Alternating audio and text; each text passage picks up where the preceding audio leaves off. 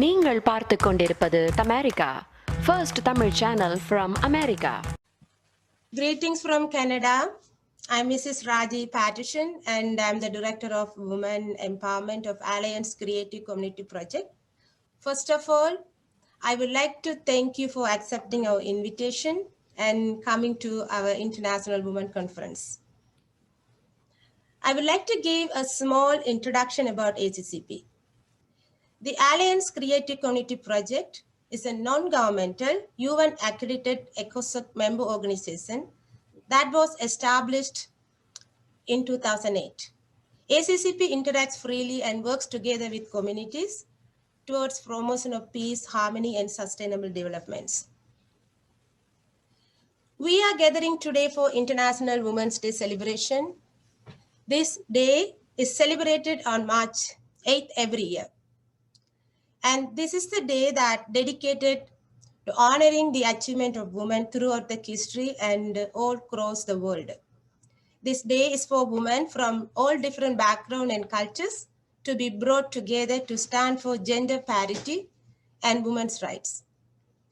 Women should be thankful for Clara Zetkin, who came up with this idea of the International Women's Day, and the women started to stand for their rights. As a result of this day, we see many women from different fields who are shining and many women enjoying their right to vote. At the same time, there are so many women who are facing challenges and are denied their basic rights. Especially in the present 21st century, many girls are denied basic education. Women need education in order to thrive and be independent. Today, we are going to discuss the topic of engaging women in modern politics and leadership roles. We have amazing women leaders present from different countries and fields who are here to engage this topic. I believe that we are going to have a great time together. First, the guest speakers from around the world will present. Then after their presentation, we will have our panel discussion. We have wonderful panelists and moderator today and engage this topic. I now invite our President, His Excellency John Nana Yo Ogchre, to deliver the welcome speech. Thank you, President. Thank you, Raji.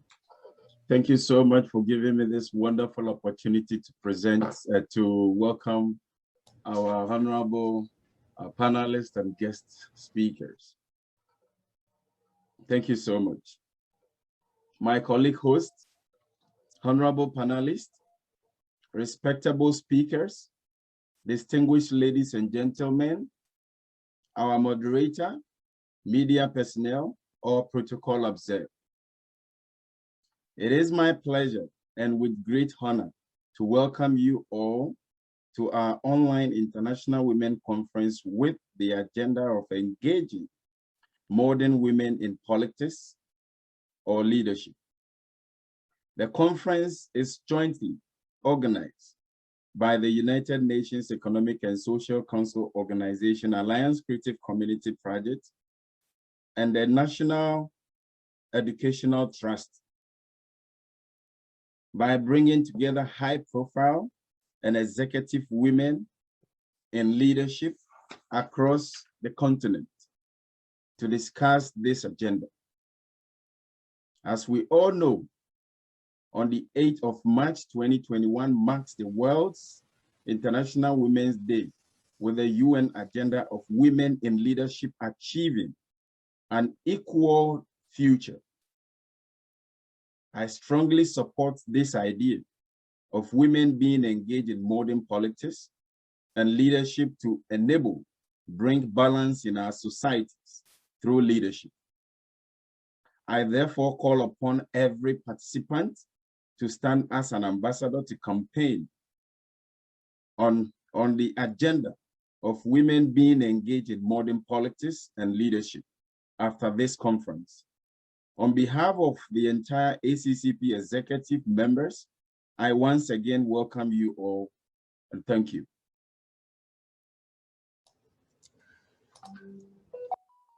Thank you, President, for your wonderful remarks. Now, I would like to invite our distinguished honorable guest speakers.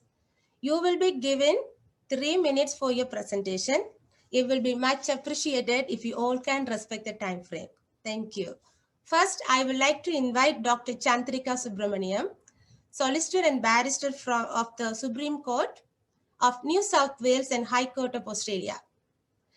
She is an author, writer, and holds many achievements.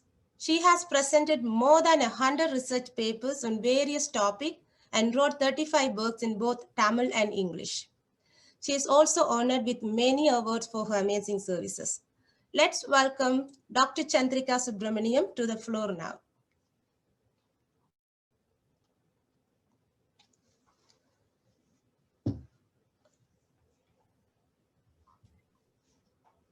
Sorry, ma'am, you are mute.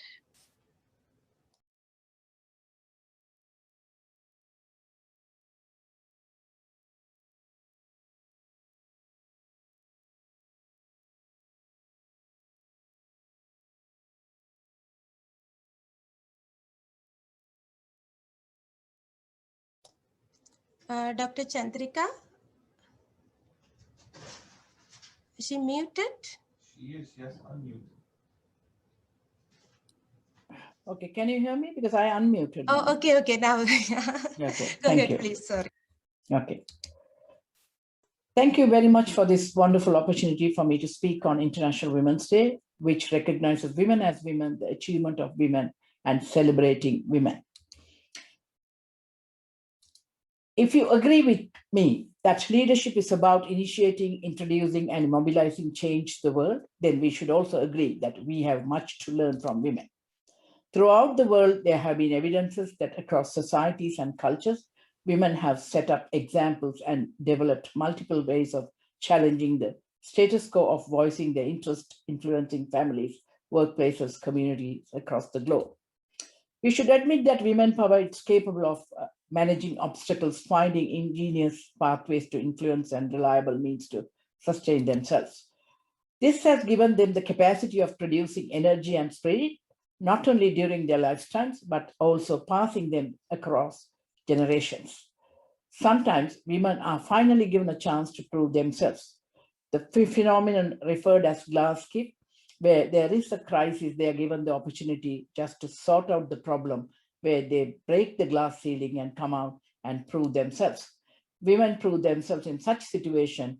Today, we identify and celebrate and support all the leadership quality of women.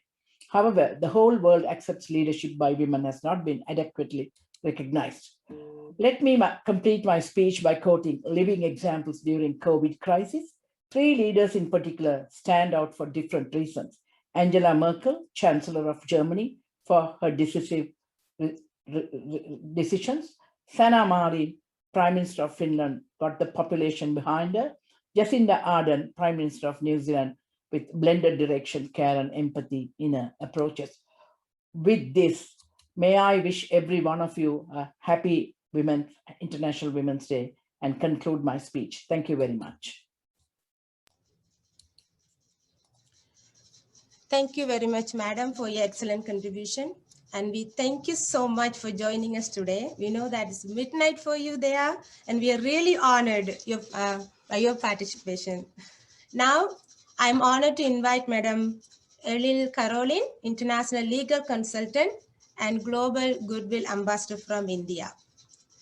She is one of the very few criminal lawyers among women, and a writer, a social activist, and the national president of the World Human Rights Council, India. She is also holding very influential roles in many organizations. She is also honored with many awards for her excellent services to the community. Elil Caroline, I'm very glad to invite you to the floor. Thank you.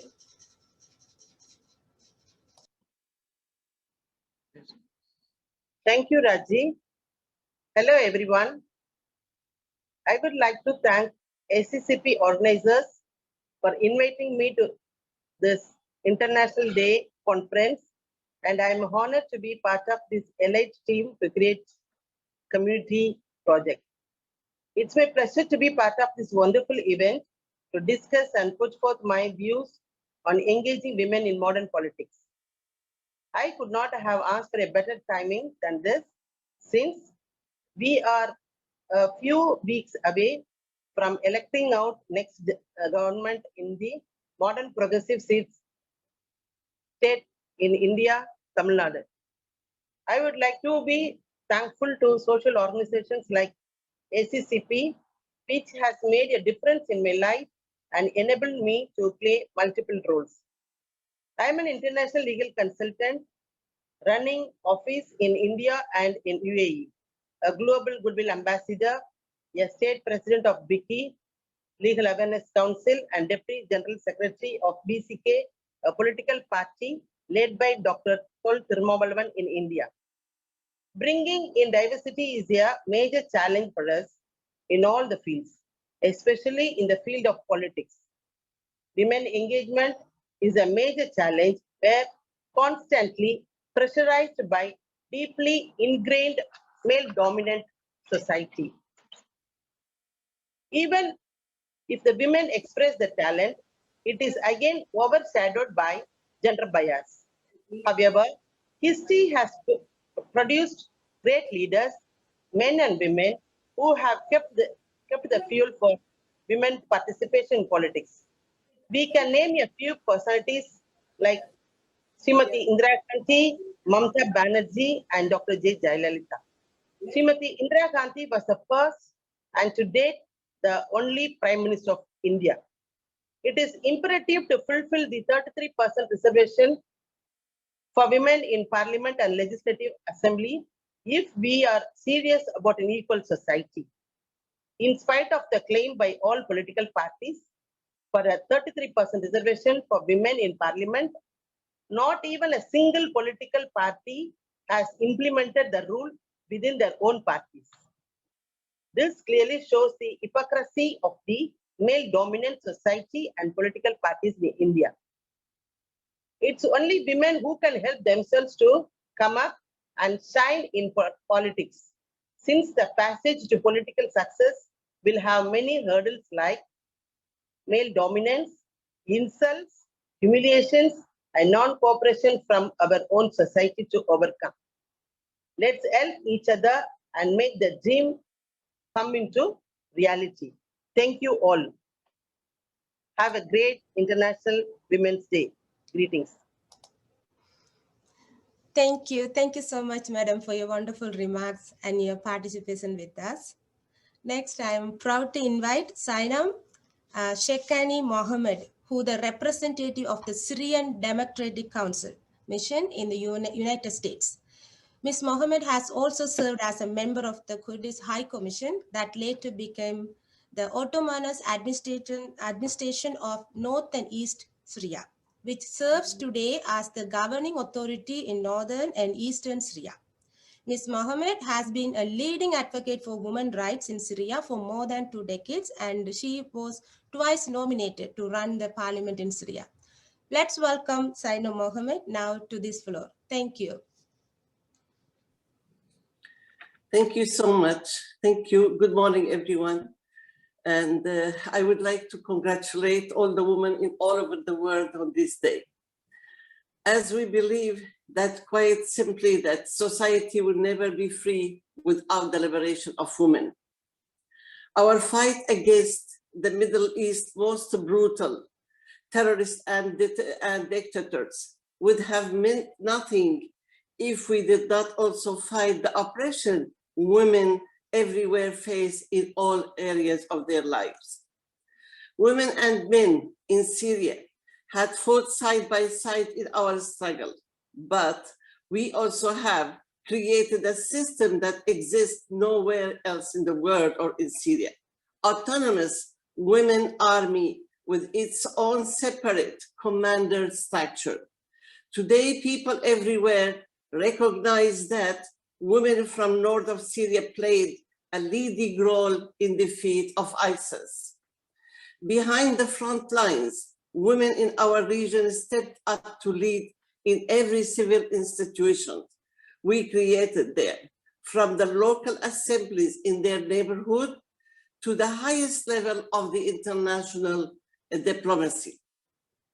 And for each mixed gender institution that existed, we created a parallel women institution whose member could focus specifically on the women issues and had rights to ensure that men did not get to make decisions on their behalf.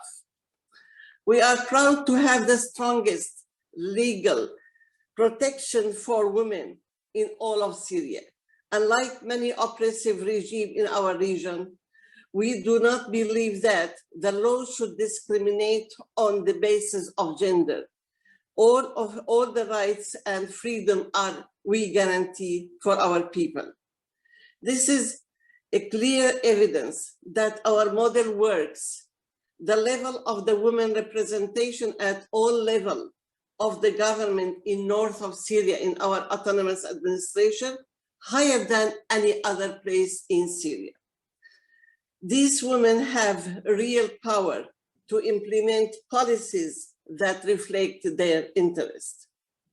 I would like to talk about, just mention the women in Afrin, my city, which has been occupied by Turkey since 2018, and the groups who are backed by Turkey, who are very radical groups. Women there, they are under brutal attacks, kidnapping, killing, raping, and nobody talk about that. So for that, I call on the United Nations to have the International Independent Committee to investigate about all these war crimes happening for the women in Afrin, my city. I can't have here time to mention all the cases, but we have names and numbers of women who has been disappeared. Women in North and East Syria will never stop working to ensure that their vision that they lived and they died and they fought for can become a reality. This International Women's Day, we will celebrate nearly 10 years of resistance and success that no enemy could destroy.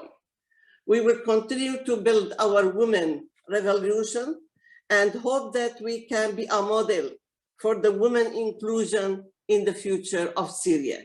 And for that, we would like to ask that women should be at the table of the negotiation and peace talk of Syria.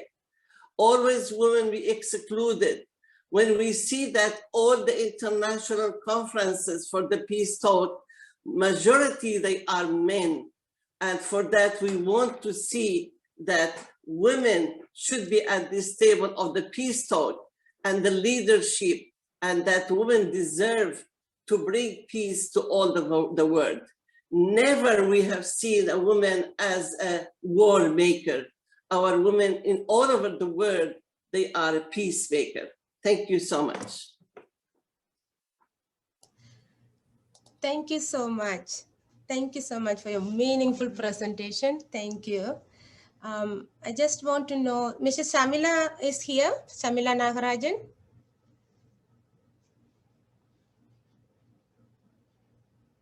Okay. Amada Muniyandi, are you here now? Like I couldn't see the screen. Shamila is not here. Okay. The other one? Amuda, okay, I'm going to. Amuda's here. So sorry about it. I couldn't see the screen. Amuda Muniyandi is there. Okay, so now I'm going to giving this floor to Amuda Muniyandi. She's the founder and managing director of Big Ideas Consultancy Malaysia. Amuda is a successful businesswoman and passionate and inspiring lives and transforming people because of her dedication, and she is very well known for being honest and about her opinions, being straightforward, forthright, and passionate and developing and gearing people into nurturing future leaders. Amuda Muniyandi, the floor is yours. Thank you. Hi, good evening, everybody here. Okay. Good evening. Good evening in my place from Malaysia. I'm from Malaysia, and good morning to everyone else, the other part of the world. Okay, I'm basically I've been into being in a successful entrepreneur. So I would say that since 2016, I founded Big Ideas Consultancy. It's being my passion all this while. No doubt, I have a corporate. I've been from a corporate world for past 19 years, and my field of profession would be in HR, human resource management, all this while, and of course, managing people and managing that is part of the work that I do when I was in a corporate world.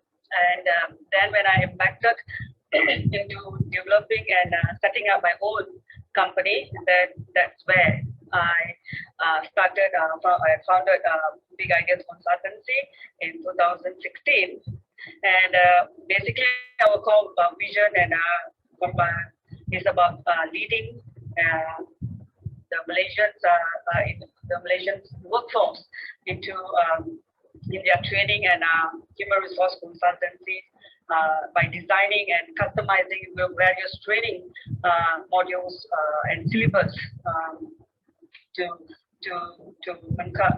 upskill and reskill the workforce. Over the past 5 years, we have established the brand and being the reputable training company by servicing and train more than a few hundred trainers, participants, and our utmost focus is mostly on ensuring customer satisfaction and delivering our services. Okay, toward into the leadership, when you talk about women into leaderships and empowerment. Okay, I'm a very opinionated person where I believe that empowerment starts for women from education, workforce, and leadership.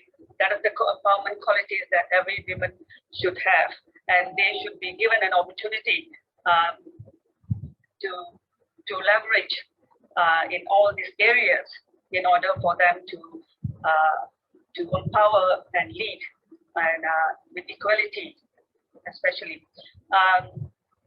So on top of that, I believe every woman should have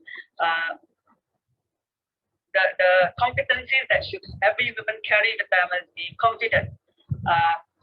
From my own personal experience, I will say interpersonal skills, my own personality, my own confidence, and the way I carry myself. It is what takes me where I am now. And of course, confidence is what is the best tool that every woman should have it as accessory. Then there is nothing else about that. Confidence, and it gives you independency, and it gives you also financial security where you can earn yourself, and every woman can earn, and they don't have to have they don't need to be dependent on anything else, because they can stand on their own legs, they can earn, and they have the confidence and independence to do or whatever they want. Okay. There's nothing else. That the only thing that women have to do is to wear their confidence with confidence. Okay. I believe it starts from young. Gender equality starts from every household, where it starts from our parents, and that's where my parents have played a very big role into that. As a woman, I know that's very important in the sense of being a wife, a mother, and also being in a leadership role when I was in in a corporate world and being and managing my own company now, where it's given me the liberty to make my own decisions and being independent and to bring myself wherever I want to go or to reach my objective and my goals. That's where I am now, and I am the cause and effect of all the choices that I made in my life in where I want to be. Okay, I guess it's time for women to step out of their comfort zone so that we can create a world where every woman can live comfortably with equal rights. Thank you.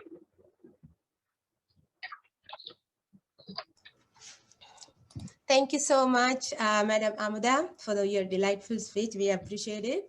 Now, I would like to invite Rohas Sheko, women's rights activist and journalist from West Kurdistan, Syria. Currently, she is a member of the management committee of the London-based non-profit women's organization, Roj Women's Association. In recent years, Sheko has been a Congress star organized in Rojava, North and East Syria representative, and focused her work on the women's liberation movement. Rohas Sheko, the floor is yours. Thank you. Thank you for you too, and happy Women's Day to all.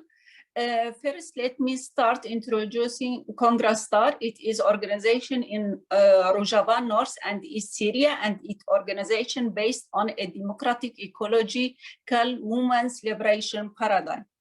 Aims for equal participation and representation within the construction of a democratic confederal society based on a communal social life.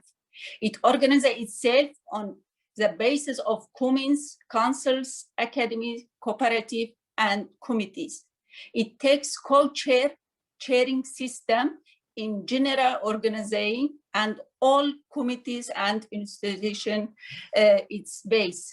I just try to explain shortly. They are trying to build free society. On other hand, they are fighting against ISIS. As you know, the Kurdish women started fighting ISIS in Kobani and in Deir ez-Zor.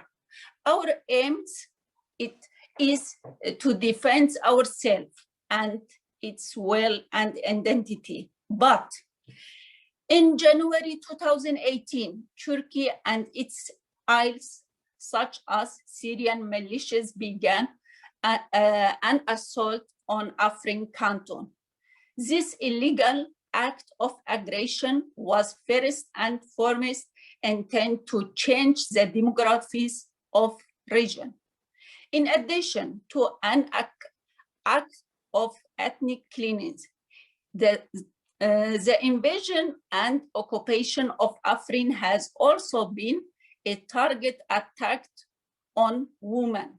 The women of Afrin had created and implemented some of the most advanced laws, institutions, and policies in the world in order to fight all forms of violence and discrimination against women, and had ensured that women were represented and empowered at all levels of political and military decision-making. Over the course of brutal invasion and occupation, which continues to these days, more than 2/3 of Afrin original population has been displaced. Turkish-backed Syrian National Army groups have committed war crimes and crimes against humanity, targeting women, including rape and forced marriage. More than 200 women and girls whose identity and are now have reportedly been boycotted by arms groups. What's going on Afrin is exactly what happened to Yazidi women in Shanghai. But just the name of the group is different. Because of that, we like a Congress Star and Kurdish women movement and EZD Women Assembly, we started a company to call all women not just women, UN to break the silence, to see what's happening in Afrin and all parts of Kurdistan. And just I will try to do shortly this. Thank you. Thank you. Thank you so much. Thank you so much, Rohaj Seko, for your beautiful presentation. Next, I'm giving this floor to Evelyn Erivo. She is the Managing Director of Ecoscape Limited in Lagos, Nigeria. Evelyn is very passionate about empowering women to achieve their goals and mentoring younger women. She is a co-leader of a non-profit organization, Transform Our World Nigeria, where the goal is to bring social transformation. She is also a songwriter, a singer, and a speaker. Evelyn, the floor is yours. Thank you.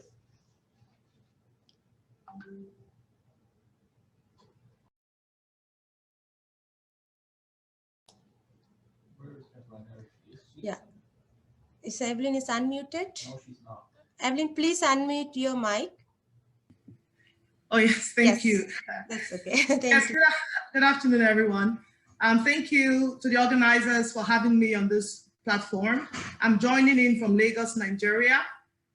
And thanks to all the wonderful speakers so far for sharing from your wealth of experience.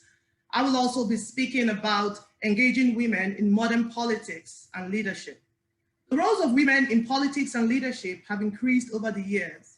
From becoming a country's president, like Germany and Estonia, Director Generals, I'll reference the recent appointment of the Nigerian Dr. Okonjo-Iweala as the first female World Trade Organization Director General, and CEOs of global organizations in public and private sector, respectively, to leading small businesses and families.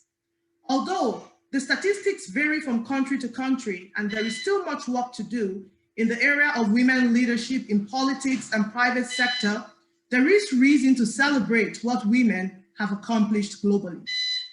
The Nigerian story of women in leadership is a growing one. In the past, women relegated to the background struggled in many areas, such as family life, work-life balance, entrepreneurship, and especially politics. Today, while still a long way from where we need to be, Nigerian women have risen to the challenge and are occupying many enviable leadership positions. Our world is changing. With the advancement of science and technology, challenges of the pandemic, economic and social needs, it can no longer be business as usual, and we must find creative ways to grow our influence and provide solutions for 21st century challenges. Many world leaders are perplexed and in some cases paralyzed by the debilitating effect of the pandemic. In a time like this, the message of hope, indeed transforming hope, is both important and necessary for our today and for our future. What is hope? According to Joel Edwards, hope versus cynicism is the key moral and political choice of our time. Hope is a cow in the field after a hurricane. It's a fishing boat after a tsunami. It is providence saying that tomorrow is possible. We must imbibe hope and echo it in our sphere, teach it to the younger generation. As a butterfly goes through the 4 stages of its life cycle, the egg, the caterpillar, and by the time it becomes an adult butterfly, it is fully transformed. Transforming hope is a process that brings true change and lasting impact to the individual and the causes we represent. Women should embrace the transforming stages in our growth and recognize that we are evolving, we are becoming, and let that fill us with hope. In conclusion, the wise book says, now 3 things abide: faith, hope, and love. Therefore, As we move toward a future, we must hold on to our intrinsic values and develop where needed.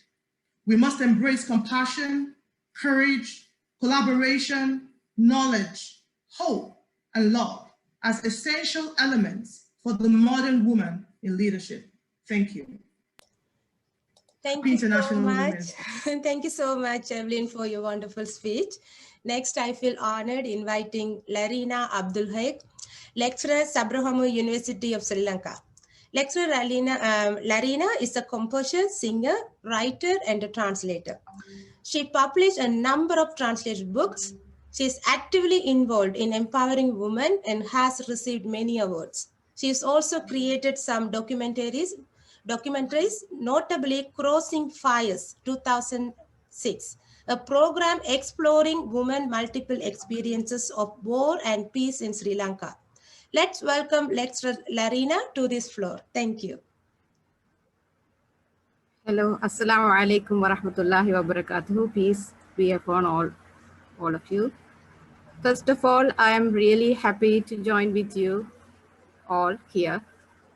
I truly believe that women can engage not only in politics and leadership, but also in any field that they wish to pursue in an efficient and enthusiastic manner, because they have such a multitasking ability with a powerful mental strength.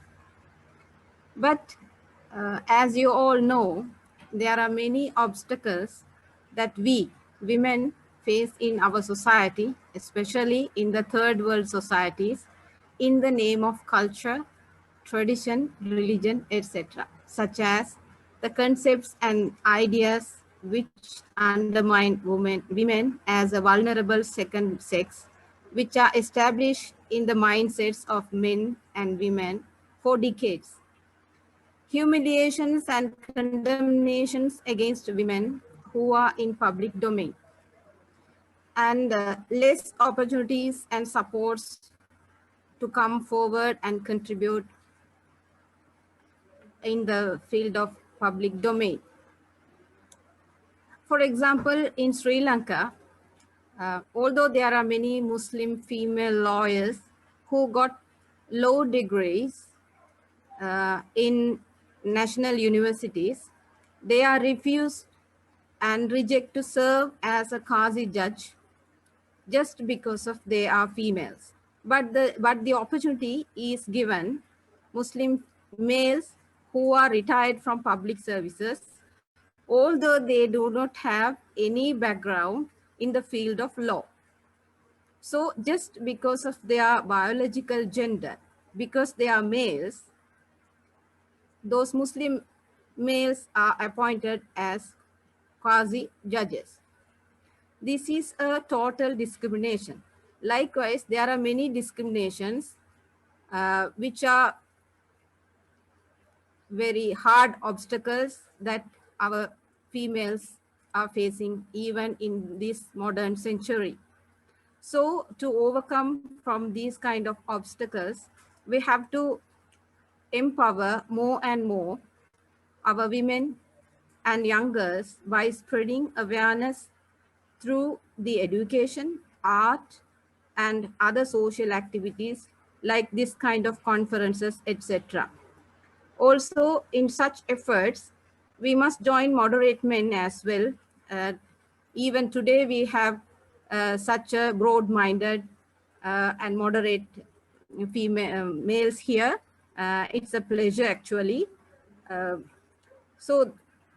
In our social activities, we must join moderate men as well, those who are broad-minded and trust the equality and equity of women.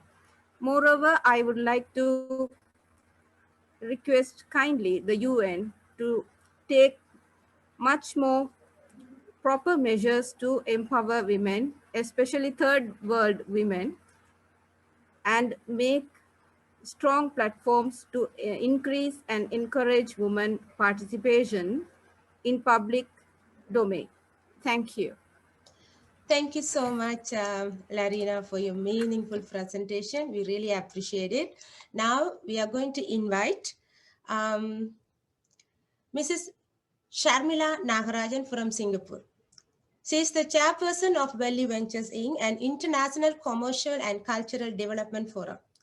She is actively engaged in women empowerment and technology enablement activities, as well as women and children welfare. She is a results-oriented professional with strong government relationship across Singapore, India, Europe, and Australia. Mrs. Sharmila Nagarajan, the floor is yours. Thank you.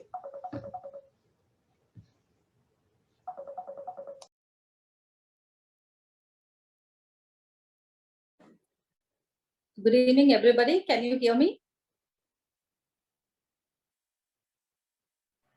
Yes, A very nice wave on that. yes, we hear. Yeah. Thank you very much for, first and foremost, thank you very much for inviting me to speak in this event. And it has been clearly told when I got the invite, Sister Raji clearly informed that, okay, this is a time slot and this is the word, this is what we want to hear from you. So based on that, first and foremost, I thank you all the men who helped me to be here on the stage today. Thank you very much. I congratulate all the women who are in this forum to have a wonderful Women's International Day, celebrated well for your achievements. So in women's, especially in this forum, the topic given is empowering women empowerment in politics and leadership. There are so many areas where women empowerment have been taken, and this forum have taken a different segment of politics. And it is really interesting and good to know that a lot of women are interested to know more about, to talk more about, to take the lead more about, to be in politics or to get active in politics. So gender equality underpins all of World Vision's work. And there are many great activities you can get involved in to support the rights of women in developing countries. So how can you empower a woman? Standing within and investing in women is an important start. From workplaces and schools to homes and communities, wherever a woman needs a support, in any kind of a support, provide them that support, help them to improvise, help them to vision what they want to achieve and guide them. So as when women are living safe, fulfilled and productive lives, they can reach their full potential, contributing their skills to the workforce and can raise happier and healthier children, which makes a good and happy, healthy environment. They are also able to help fuel sustainable economics and benefit societies and humanity at large. To achieve all this, education is a key element which a woman needs, a girl needs. Try to give an education to a needy girl in whichever area, whichever country the help is needed. And when women and girls are supported, they gain opportunities to speak up for their rights and also to advocate for their communities. This is how they will be motivated to come into politics. When we say women need to be empowered in politics, what needs to be done to empower to be in politics? Apart from bringing them up into politics or being experienced women in politics, guide them, support them, and any areas. And one of the areas, social media coverage and media coverage, wherever a woman is hesitant or shied away to bring up herself on the stage, help them to be on the stage. For me to be on the stage today, my sincere thanks goes to my brother, beloved brother, Mr. Mohideen, and who's a reason for this conference and who had asked me to participate in this event to speak up some of my objectives or some of my learnings in this conference, which I have shared. Try to help a girl, woman, ladies in whatever form you can help for her to come up in this society, prove her talent. And when it comes to politics, when it comes to finance, when it comes to career, without men's support as women, we won't be able to achieve. So thank the men. And as I always say, your network, your community is your strength. Okay. With that strength, improvise. Thank you very much for that opportunity. Thank you very much for your meaningful contribution, Shamila.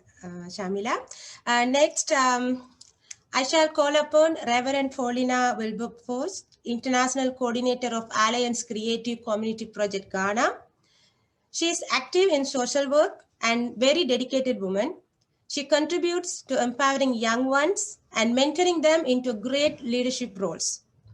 Reverend Paulina, the floor is yours. Thank you. Her mic is muted. She is muted. Paulina, please unmute your mic. Hello, can you hear me now, please? Yes, we can hear you. Thank you. Yeah, thank you very much. I'm greatly honored to be part of this International Women Conference on the topic of engaging women in modern politics and leadership. Women in government or political leadership refers to the history, demographics, and participation of women in public offices. In many countries, women have had inadequate opportunities in social participation, especially in striving for political rights and power in the government and different institutions. The historical tendency still persists, although women are increasingly being elected to be heads of states and governments. On the globe, we have Angela Merkel, Chancellor of Germany, Sheikh Hasina, Prime Minister of Bangladesh, Mette Frederiksen, Prime Minister of Denmark, Sanna Marin, Prime Minister of Finland, just to mention a few. As of October 2019, the global participation rate of women in national level parliament is 24.5%. In 2013, women accounted for 8% of all national leaders and 2% of all presidential posts. Women may face a number of challenges that affect their ability to engage in political life and become political leaders. Like Aung San Suu Kyi of Burma is currently experiencing very stormy times, having been ousted from politically elected office. Several countries are exploring measures that may increase women participation in government at all levels, from the local to national.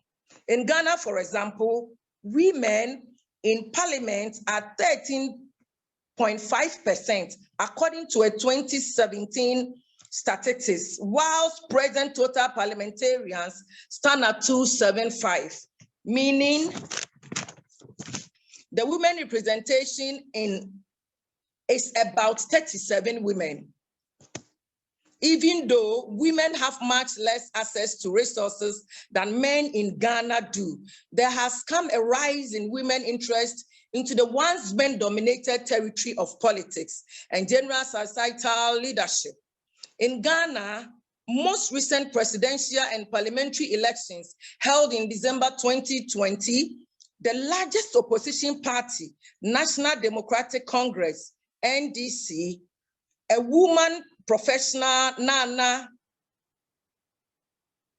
woman, Professor Nana Jane Opoku Ajiman, who was a vice chancellor of one of Ghana's foremost tertiary institutions, University of Cape Coast, became the vice presidential candidate.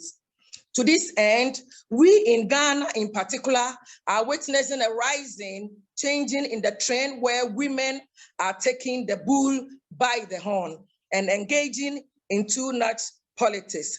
Thank you very much. I want to thank each and every one of you on this program. Thank you. Thank you very much. Thank you very much, Reverend Paulina, for your pleasant presentation. Next, let's welcome Dr. Sri Rohini, TRG Head and Head of Indian Socio-Economic Cultural Association from United Arab Emirates. She is also a world Tamil researcher, writer, a speaker, and participated in many conferences. She received a number of awards for her achievement. She has also contributed towards global level development for human society in a broader sense. Dr. Rohini, the floor is yours. Thank you. Thank you, Raji, for the nice intro. Thank you. Assalamu alaikum wa rahmatullah wa barakatuh, dear colleagues, panelists, and my dear speakers. Happy to see you all people who are joining here from across the world. Good day, because some people have good morning and good afternoon and good evening. So it may be good day and happy Women's Day to one and all here.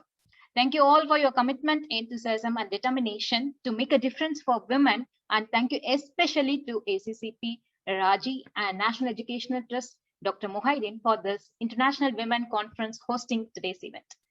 Let's celebrate this Women's Day. Celebrating Women's Day will be in the one day?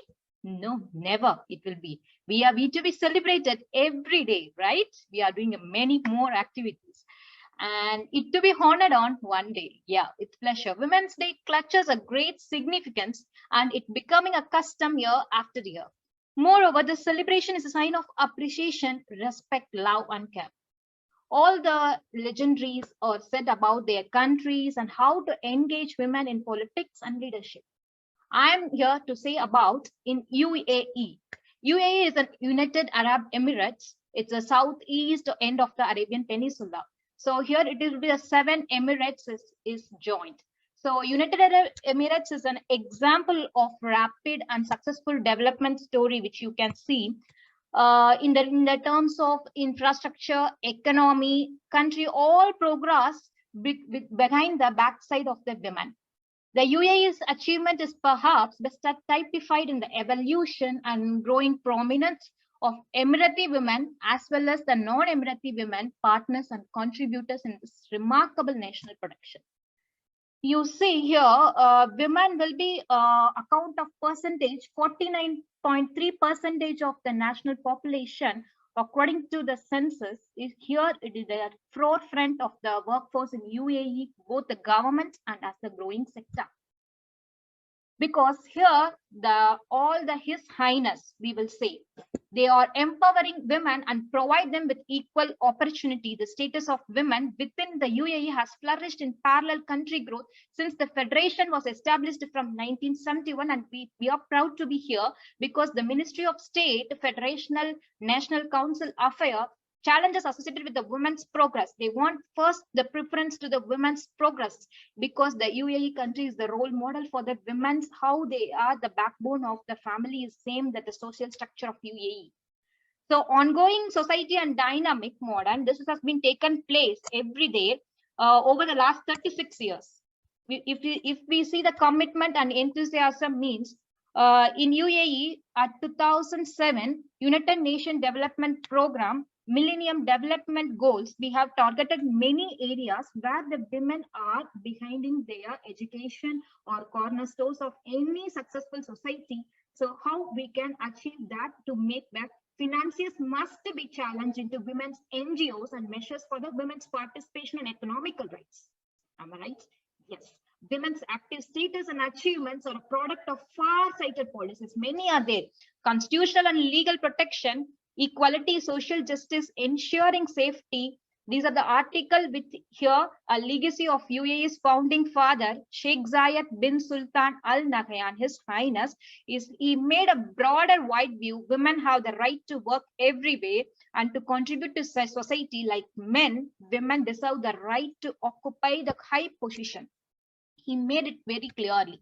And after political participation, if you see, Dr. Amal was the first woman in UAE history to win a seat in Abu Dhabi Electoral College. In education level in UAE is a 60% of education graduate was there. In legislation, UAE became the first country in the Arab region to introduce a mandatory female presence in boardrooms. So many are there, many we can mention about the 15 Emirati women joined the country's first women firefighting in civil defense. So we are proud to be there. Even the women are increasing day by day by day. So women's UAE women's representation in Sheikh Khalifa bin Zayed Al Nahyan director occurs 22.5%. So there will be 9 female ministers, 20% of women representation, one of the highest in parliament bodies. So how it is growing in the General Women Union leaders. In female diplomatic representations, if you see, they are making the hierarchy in the diplomatic corps where it is the positions and the missions abroad. They are making the women analyzers and making all the ambassadors, 7 female ambassadors from UAE, ambassador to Spain, Hong Kong, Libya, Denmark, Finland, Brazil, and permanent representative to the UN, we will say His Highness Lana Nasibia. So in UAE, it is a foremost role model for the women to how they can go the pioneer federal union. Then it is an international ranking too. So last and foremost, I will say in the partnership with all the women, each and every, she is the leader. She is for she. So we can join our hand to do that, to contribute to the making of economic, human, and social economic. Together we will protect, together we will foster, and together. So only thing you want to remember that we can use the quote of Hillary Clinton, human rights are women's rights, women's rights are the human's rights. Am I right? So thank you all. So in Arabic, we will say, Tafakar Bikuni a Mirati Lamari. Shukran. Thank you, ladies and gentlemen, for the great time. Thank you. Thank you so much, Dr. Rohini, for the amazing speech. Now, I would like to invite Subhatra Rajendran, founder of Varun Aditya Foundation, Congo, Central Africa. Subha is a scientist, engineer, social activist, and has received a number of awards for her achievements. She is very passionate and dedicated, contributing for women empowerment programs and supporting them in many ways. I'm honored to welcome Subhatra Rajendran to the floor now. Thank you.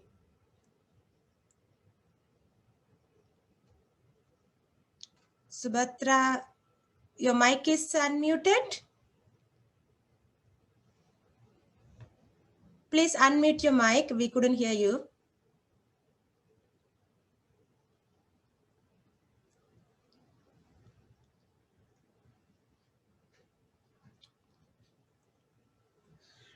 Subhatra. No, Subhatra. Subha?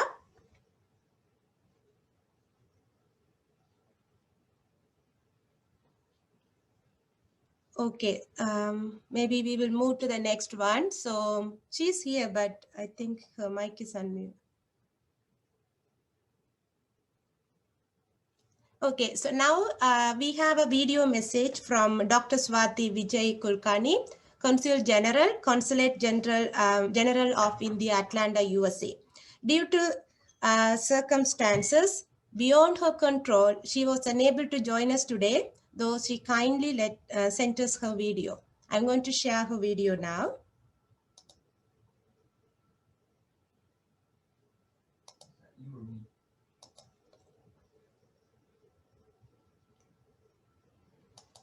My warm greetings to all on this special occasion of celebration of International Women's Day. Over the years, Government of India has enacted laws, policies, plans and programs aimed at women advancement. As a result, we have seen women at high positions, high offices. Women have made name for themselves in diverse fields, from politics to education, from sports to media. You name it, and they are there. As we have seen women in politics, women president, prime minister, speaker of Lok Sabha, and so on, we have also seen women scientists, professionals, civil servants, and hard-working women laborers. We also have seen women in professions which society never thought women can shine. That is in professions like police, armed forces, pilots, and many more such areas. All these women are an inspiration to all of us.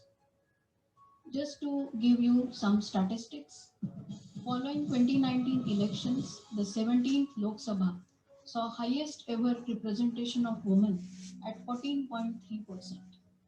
At Panchayat level, or what we call local level or a grassroots level, women representatives are at 46% of total representatives. Female student enrollment ratio has shown steady increase from 48% girls to 52% boys. 30% of women scientists were part of second historic lunar mission when India headed to moon. However, still we have miles to go. I firmly and sincerely believe that education is key for women empowerment. Education will give much needed confidence. It will give them employable skills. Employment will give financial independence, and it will make them play proactive role in changing certain societal norms and traditions. It will make them stronger to face challenges, to take up certain challenges. So on this important day, let us recognize contribution made by women in diverse fields, and let us take a pledge to educate them, encourage them to realize their dreams and passions so they can optimize their potential, to nurture their capabilities and protect their rights, to involve them at decision making, and to promote them at leadership positions. I salute all women because they believe in what they do, they are hardworking, and most significantly, they are the force that drives the world. So let us make a collective effort to achieve gender parity for better tomorrow. Happy Women's Day. My felicitations to all once again. Thank you. Jai Hind.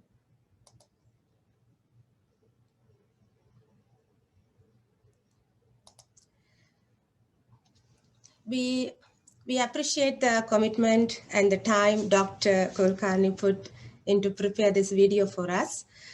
Now, we are going to moving into our panel discussion. We have some amazing panelists with us today from many different fields. They are a group of very passionate, dedicated women who are sacrificially working to bring changes in other women's lives. At the end of this panel discussion, there will be a question and answer period. You can post your questions on the chat. We will choose 3 or 4 questions from there. Let us welcome Anne Aryadasa, the moderator, to lead this panel discussion now. Thank you, Anne. Hi, everyone. How are you guys doing? Everybody's on mute. I guess our panelists can unmute themselves. Wow, what a wonderful, powerful lineup of speakers. Happy International Women's Day to each and every one of you.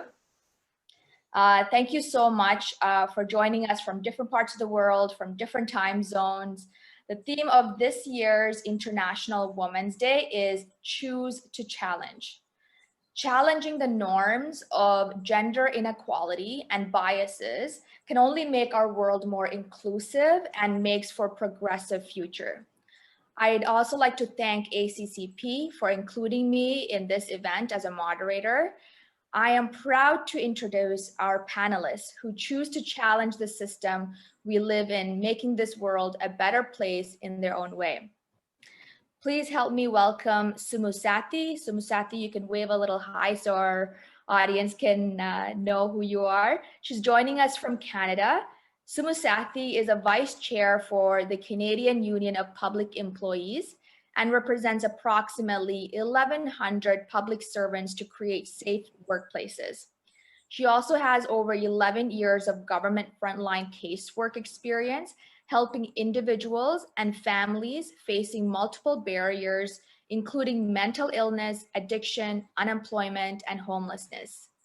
Through her anti-racism and anti-oppressive work, Sumusati hopes to create equitable spaces for racialized people. Her documentary, which centers around the resilience of women impacted by the civil war in Sri Lanka, is currently in post-production. Next, I have Deidre McConnell. Deidre McConnell, go ahead, wave a little hi for everyone. Joining us from the UK. Deidre is a director of International Program of Tamil Center for Human Rights. Deidre has been participating in the UN Human Rights Forum since 1997, and her work has been shared in various international conferences related to human rights, children, and women. The author of Tamil People's Right to Self-Determination has gone on fact-finding missions to the north and east of Sri Lanka during the armed conflict and has written articles on the genocide of Tamils in Sri Lanka. Next, we have Mariam Wahida joining us from all the way from beautiful Maldives. She's the president of the Broadcasting Commission in the Maldives. For the last 25 years, Mariam practiced in the field of development planning and journalism. A familiar face to the people of Maldives, she also mentored budding journalists and served as the ambassador of Blind and Visually Impaired Society of Maldives. In addition to being the president of the Broadcasting Commission, she's currently the Honorary Council of Sweden in Maldives. We have Margaret Owen. She seems quite popular in our chat today, joining us from the UK. She's a barrister specializing in women's human rights and president of Widows for Peace. She has previously worked as an immigration and asylum lawyer, as head of the Law and Policy Division of International Planned Parenthood Federation, and as a consultant to various UN organizations. Following the death of her husband, she became acutely aware of the plight of widows overseas. She founded the first international organizations to address human rights issues in the context of widowhood, and is now, as I mentioned, is the president of Widows for Peace Through Democracy, which is an umbrella organization for many other partner organizations across the world. And last but not least, I'm happy to introduce Kelly Flynn. She's responsible for strategic peace programming, protection, and ceasefire interventions. Kelly has more than 17 years of experience working overseas in development, humanitarian, and peace processes. She's an advocate for gender inclusion initiatives in complex conflict emergencies and political process in countries such as Congo, Uganda, Burundi, Kenya, Sri Lanka, East Timor, Southern Philippines, and Myanmar. She was stationed in Myanmar for 8 years, working on the ground to direct resources and technical support to the Myanmar nationally led peace process, but due to COVID-19, she relocated to her hometown in British Columbia, Canada. And those are the panelists, everyone. To set the discussion, I'd like to call each of the panelists to provide their 5-minute presentation. Just a few housekeeping items before we begin. If any of the other participants in this audience in this Zoom have any questions during the conversation, please go ahead and write them in the chat for us to later visit during the Q&A portion of the event. So let's start with, I call upon Sumu Sathi to do her presentation. Thank you, Anne. Thank you so much for having me here. I am so honored to be among such amazing women. I just feel so emotional just to hear everybody's stories and to listen to everybody's journeys. And I feel like I'm in very such early ages in activism among such, I would say seasoned activists here. My name is Sumu Sathi. I am here in Canada, but I am child of refugees from Sri Lanka who have been settled here for 25 years right now. And thank you to all the women activists and advocates who have fought decades so I have a voice today. As a woman of color, I do fight racism and sexism in my life because I live in North America. I continue to unlearn things taught to me through patriarchy and colonization in my journey. So I am part of few systems, but I will speak about my journey in the labor movement system in Canada for today. I entered an executive leadership table that was all white and 90% white men. People were expecting me to work within the system when I entered that space. However, I was there to dismantle the system because most of the pretty much the systems that we enter are colonial systems, and they are our patriarchal systems, which are not which doesn't work in our favor. So we as women of color cannot enter a colonial system and thrive in there because we will continue to face systemic racism and sexism in those spaces. So the only way to thrive is by challenging it so it gets dismantled and becomes more inclusive. I didn't do this alone. I am a leader who was elected to represent women, people of color, and anyone who was oppressed in that system. They elected me so that at the end of the day, there is pretty much no me without them. It's a collective effort. I continue to build those relationships with the members and foster them, because I do need them to guide me on the days that I need some direction, or as leaders, we can't be strong every single day. There are days that when we feel human. When we are asking women of color to engage in politics and leadership positions, we have to be also mindful that they don't end up being tokens or placed in a system that is built to work against them. We as people or communities need to support them to crack that ceiling. It is a collective effort. I had to also practice patience and strategies to lead in front of people who were waiting for me to fail. There were many that wanted the seat vacant instead of me taking that seat. People who were triggered by seeing that I was a woman or a woman of color. Many cruel things were said to me in large public settings, which not only upset me, but many others. So I had to figure out how to recover and heal so I can lead my members. I'm not sure if I have healed completely, but it is an everyday aspect or component in my life. Union environments are highly political. The system I belong to is going from a right-wing political space to a left-wing political space. It is also going from a patriarchal model to more of an equitable space. The transformation continues to be uncomfortable for many people. A large number of members are starting to embrace it, but a small group is resisting. As an elected leader, it is my responsibility to help my members navigate these hard times, especially during a pandemic. We are building a union in COVID times virtually. Next Wednesday, I will be nominated to run for the chair position of this union. If I win, I will be responsible for 3,700 members and for the entire unit that belongs to a 6,000 members local. The system was under the governance of a white man for 20 years until I announced that I will be running for a chair against that person. So in these political settings, building solidarity with the unions is important. That means organizing your members and showing up to protest when other workers are fighting against oppressive systems. Union spaces were not open to people of color for decades. Therefore, decolonization work is important for women of color who are entering these spaces. This year's theme for Women's Day is Choose to Challenge. So I ask that we continue to challenge individuals when they're complicit to any discriminatory practices, and we continue to challenge systems that are contributing to oppression. Thank you. Thank you so much, Sumusathy, for that insightful and very honest and revealing speech. Let's move on to Deidre McConnell. Hi there. Oh my. Hi, Deidre. Hi, my screen has just gone. The floor is yours. Right there. Can you see me? Okay. Yes, we can. Yeah. Oh, it's great to be here. Thank you so much for inviting me to speak. It's a great, great honor. Thank you to ACCP, to you, Anna, to Raji, and to everybody here. It's great to be here. I want to just say a couple of things. One on women and our self-determination as individuals, and then on collective right to self-determination.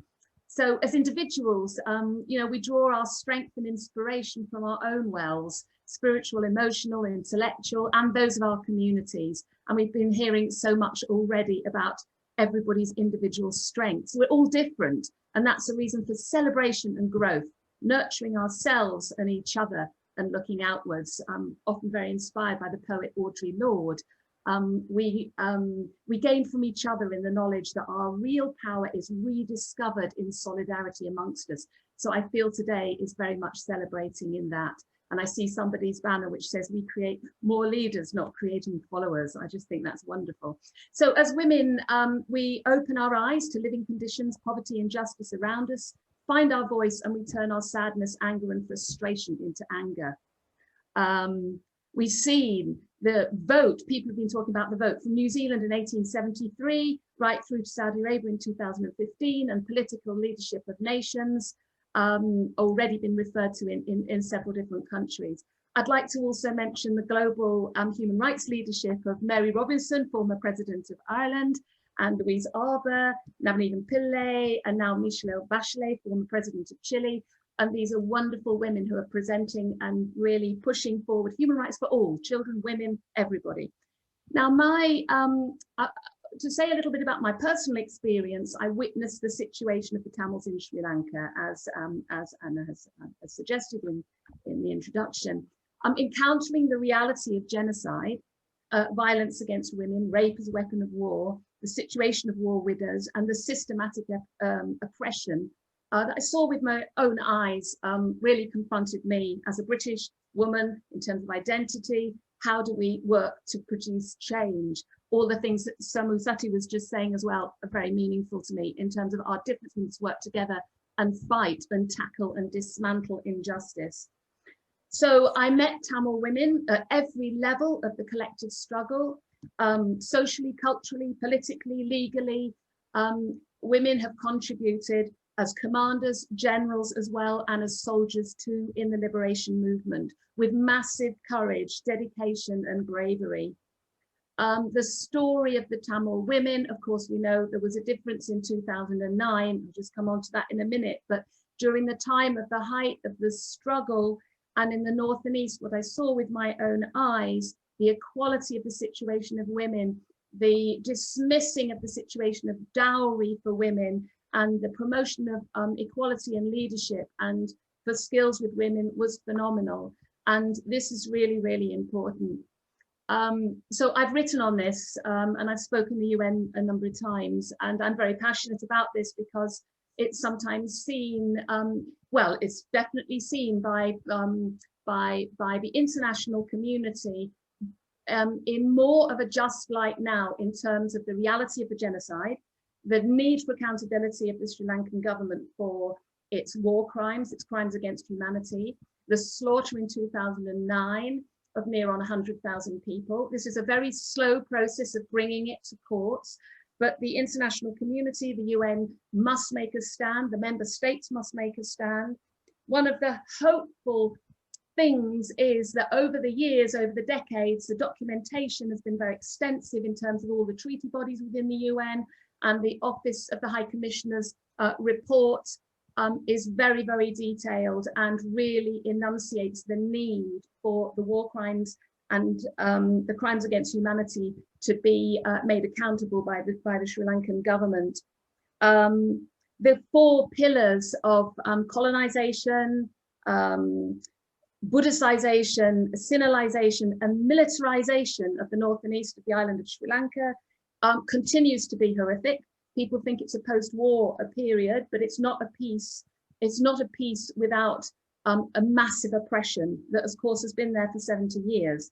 So this is a long struggle, but the women have been exemplary. Tamil women are absolutely amazing, and their ability to represent themselves and to also disclose the effects of the rape as a weapon of war is a very, very extreme experience. And there are many, many cases, but women have had the courage to stand out and to write about their experience, tell their experience. And that's why the material is all there. Unfortunately, there is massive denial on the part of the Sri Lankan government. And it's very interesting to look at the 10 stages of genocide, because it's not a linear progression from stage 1 to stage 10. Denial is stage 10. But you can have, it's actually a circular evolution. So I've written about that because it's the mechanism of it is very subtle, very calculated, very systematic. And so many people become bamboozled or lulled into thinking that it doesn't exist, that it's an extreme position of Tamils, but it isn't, it exists. And it had existed long before the armed struggle was born. And there were 30 years of non-violent, persistent demonstrations that were met with brutal military force against the Tamils. And that was leading up to the early 80s, the end of the 70s. So it's a long history, and I feel absolutely privileged, absolutely blessed to have known all sectors of the Tamil community, especially the women, and to have been part of that struggle, that part of that attempt to voice and to bring to the international community this reality. We still have to work.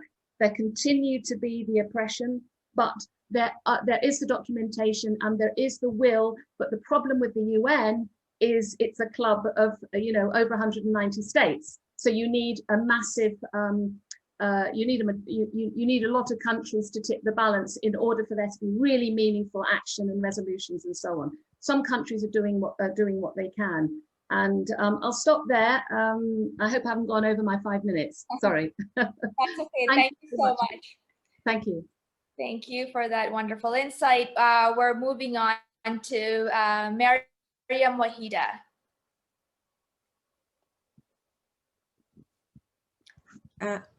Mariam, can you unmute yourself?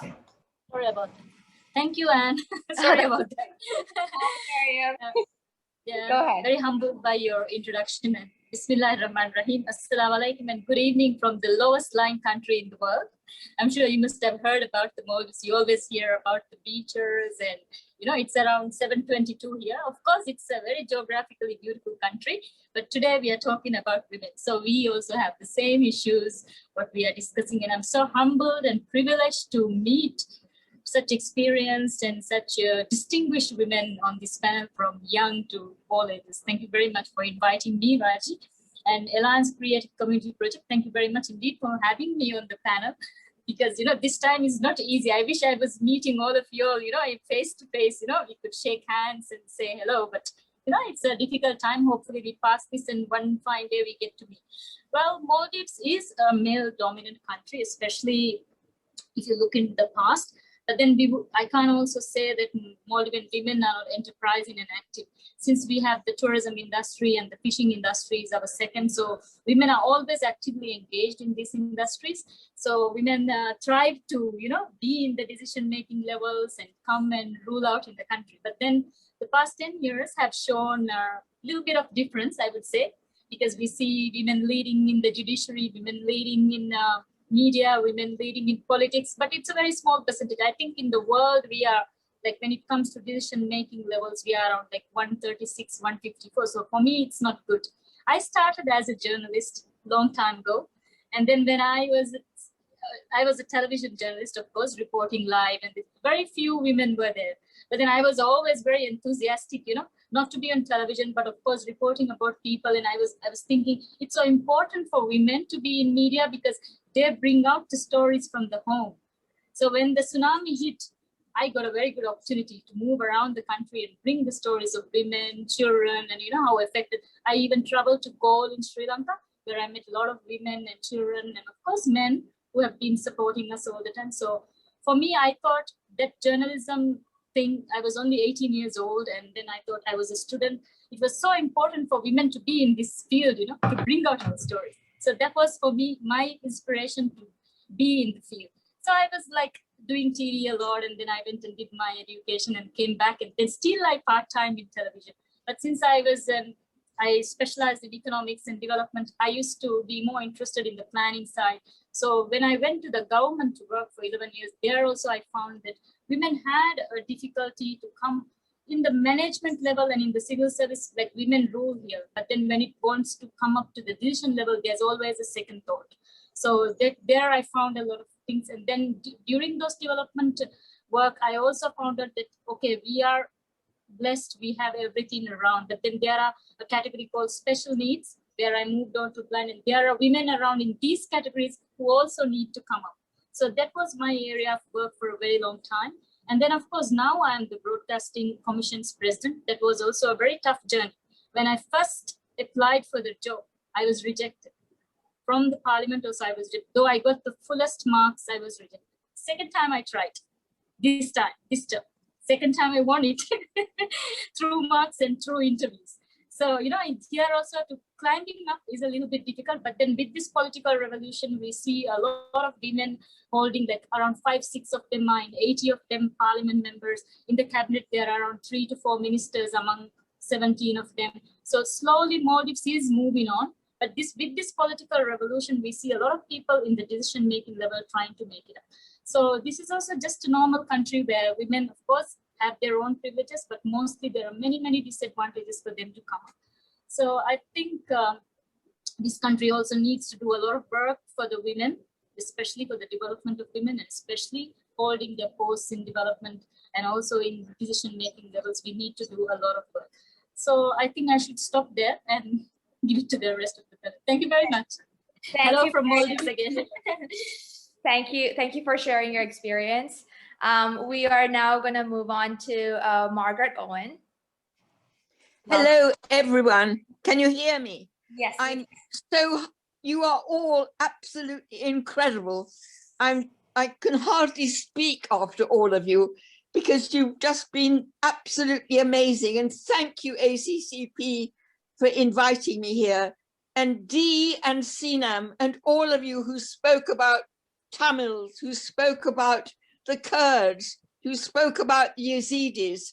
I too was in Sri Lanka in 2009 when the conflict ended, and I'm absolutely appalled. And Dee, you are the first person today to talk about the widows. Look at Sri Lanka. There are over 100,000 Tamil widows. There are more than 30,000 half widows, the wives of the missing. They don't even know what is the fate of their husbands. And all over the world, wherever there's conflict, there are widows and half widows. Look at what's happening in Kashmir today. Many, many, many widows and half widows. And rape, as you've all said, is a weapon of war. And what happens in war? It's men who make war. It's men who decide to sell arms to authoritarian regimes that actually target women and use rape as a weapon of war. And I'm thrilled to see my dear, dear friend Sinam, who I last met physically in Washington, where she wept because her family comes from Afrin. Her family home for centuries became the headquarters of ISIS. And I am in the UK, and my government is actually selling arms to Turkey and giving it military training when Turkey is doing terrible things to women in its own country. Look at all the women in prison, Leyla Guven, even Erin Keskin, who's a human rights lawyer, not even a Kurd. All these women who are sexually abused and targeted by Turkey everywhere. And yet there is silence. And I'm upset, Dee. I had a speech to make and I'm not making it, I'm speaking. I'm terribly upset, Dee, because in that whole UN report in which they're asking for an independent UN investigation to war crimes in Sri Lanka, even that looks written by men. There's no mention of the women. And wherever we have war and we talk about peace, and we've got UN Security Council Resolution 1325, if there are some women at the peace tables, they're not the widows. And yet it's the widows who are the survivors of conflict, the survivors of genocide, whose testimonies are crucial if we can ever make these people responsible for war crimes and crimes against humanity. It's their testimonies that are absolutely crucial. But really, what is scandalous to me, and I am a human rights lawyer, and I never thought about widows until 30 years ago, my husband died, and I was teaching judicial administration to Commonwealth magistrates, and one from Malawi had a sick baby, and I invited his wife and baby to come to England to get treated. And the first thing she said to me when she walked into my living room in my London house, before she even sat down, "You mean your husband's brothers let you stay here and keep all these things?" And that was just 2 years before the Fourth World Women's Conference in Beijing. And I knew something about it from having been at IPPF and working on women's rights in many countries. But that was the beginning. And that's when I began to start 25 years of trying to get widows on the international agenda. And it's not there. And we have to say that it isn't only conflict and genocide, harmful traditional practices, child marriage to much older men that have increased unbelievably the numbers of widows in the world, although there's an incredible lack of data. But it's now COVID-19. Everywhere, COVID-19 is killing more men than women. And in many countries, the widows who already suffer, even in countries at so-called peace, from appalling harmful traditional practices, in many countries, particularly in Africa and South Asia, you'll all know, widows are treated like chattels. Whatever the law may say about rights to inheritance, rights to land, rights to property, in many countries, widows' lives are determined by patriarchal discriminatory interpretations of religion, custom, and tradition. And so they have no rights, and they are treated like they could be inherited by a husband's cousin or brother. And the harmful traditional practices are sometimes quite horrendous, like ritual cleansing by sex, scarification and shaving, extreme limitations on everything they can do. But when it's now with the lockdown, you have to understand that widowhood is a key driver, the poverty of widows, it's a key driver of taking girls out of school into early marriage. And often in many countries, particularly in Africa, that requires female genital mutilation. So there's an increase now, an increase in child marriage, taking girls out of school, boys out of school. What happens to them? They're in the madrasas, or they're recruited to be boy soldiers. A lot of the unaccompanied child migrants are there because they're the sons, children of widows. But it's absolutely appalling that even the Security Council in their Women, Peace and Security framework never speaks about widows at all. And I want to again say to Sinam and all the people who've been talking about Rojava, I've also been 3 times in Rojava. The whole incredible women's revolution in northeast Syria, that new model that comes from Abdullah Öcalan, it's a model for all of us, where women's empowerment, gender equality, it's not a little fringe thing on the edge.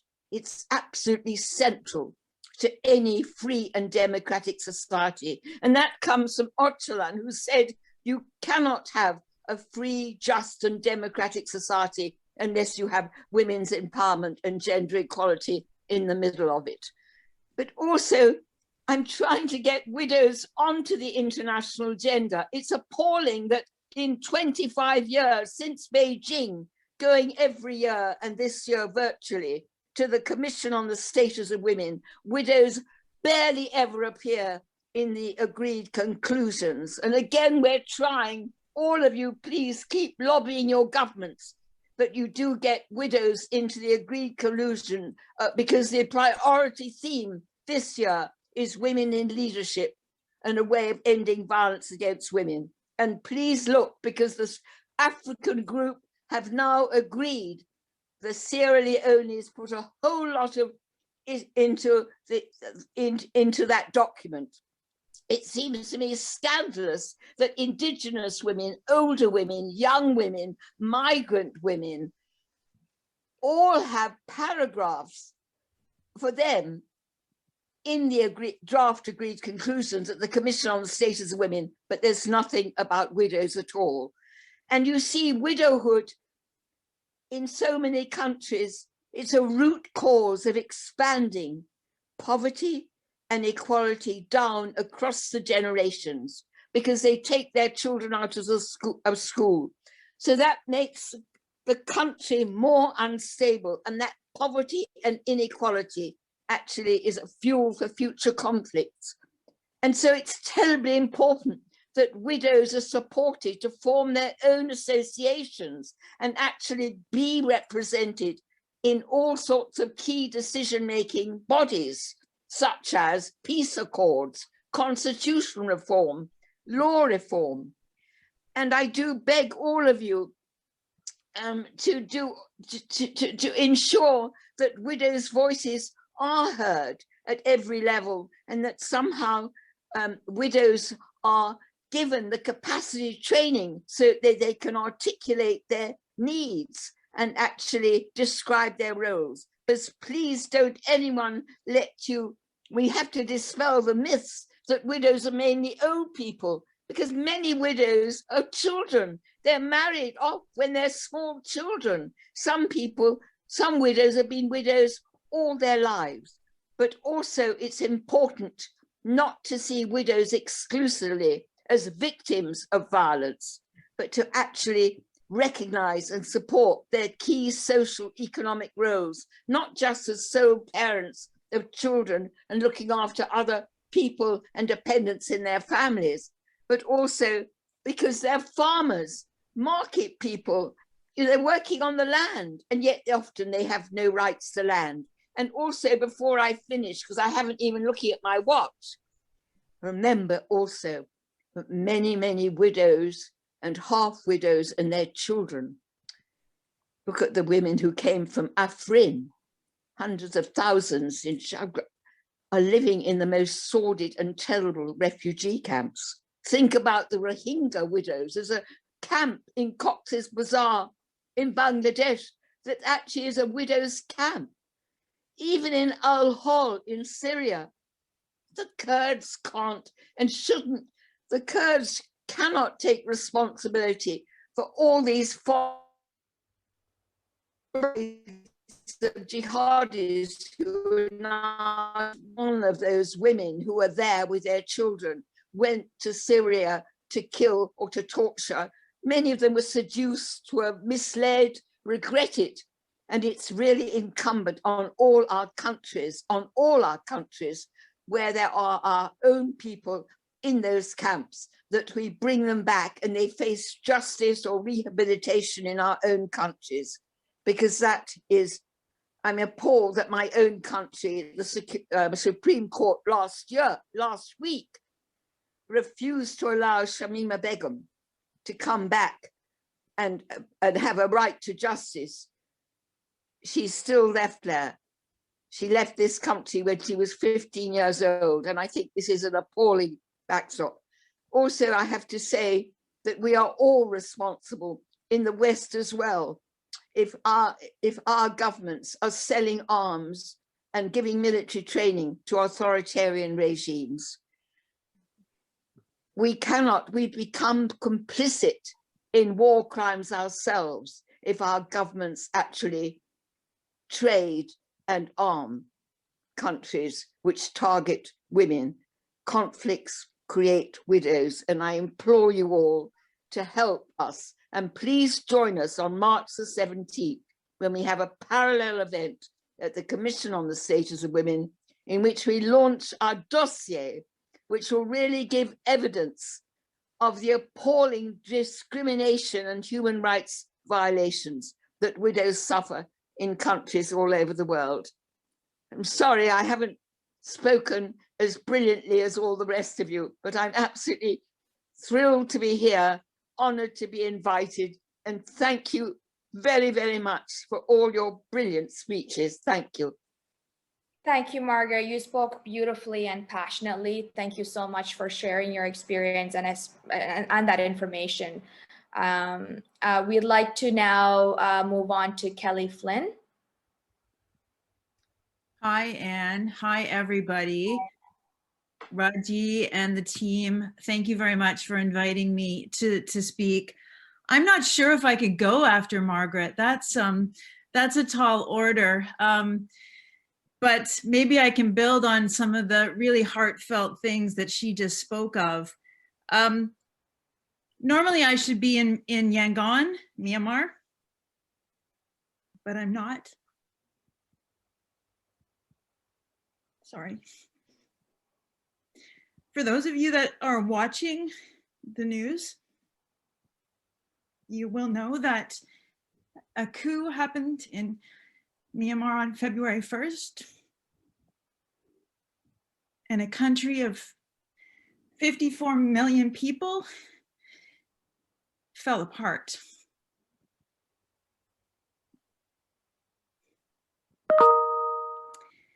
"56 innocent civilians have been killed in less than 5 weeks.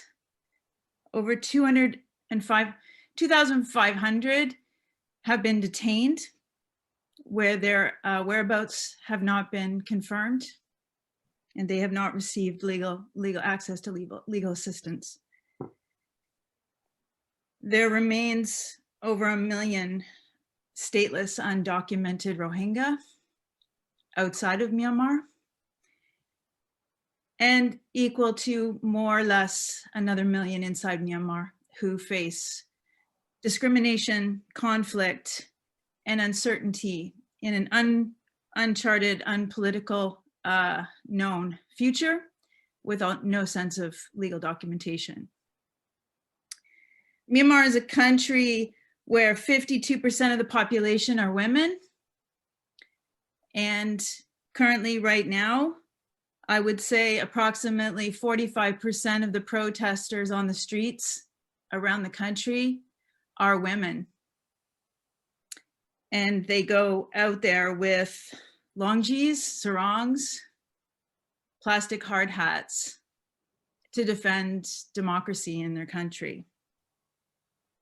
Myanmar has amazing diversity, over 135 recognized ethnic groups, but hundreds of subgroups and sub-linguistical groups.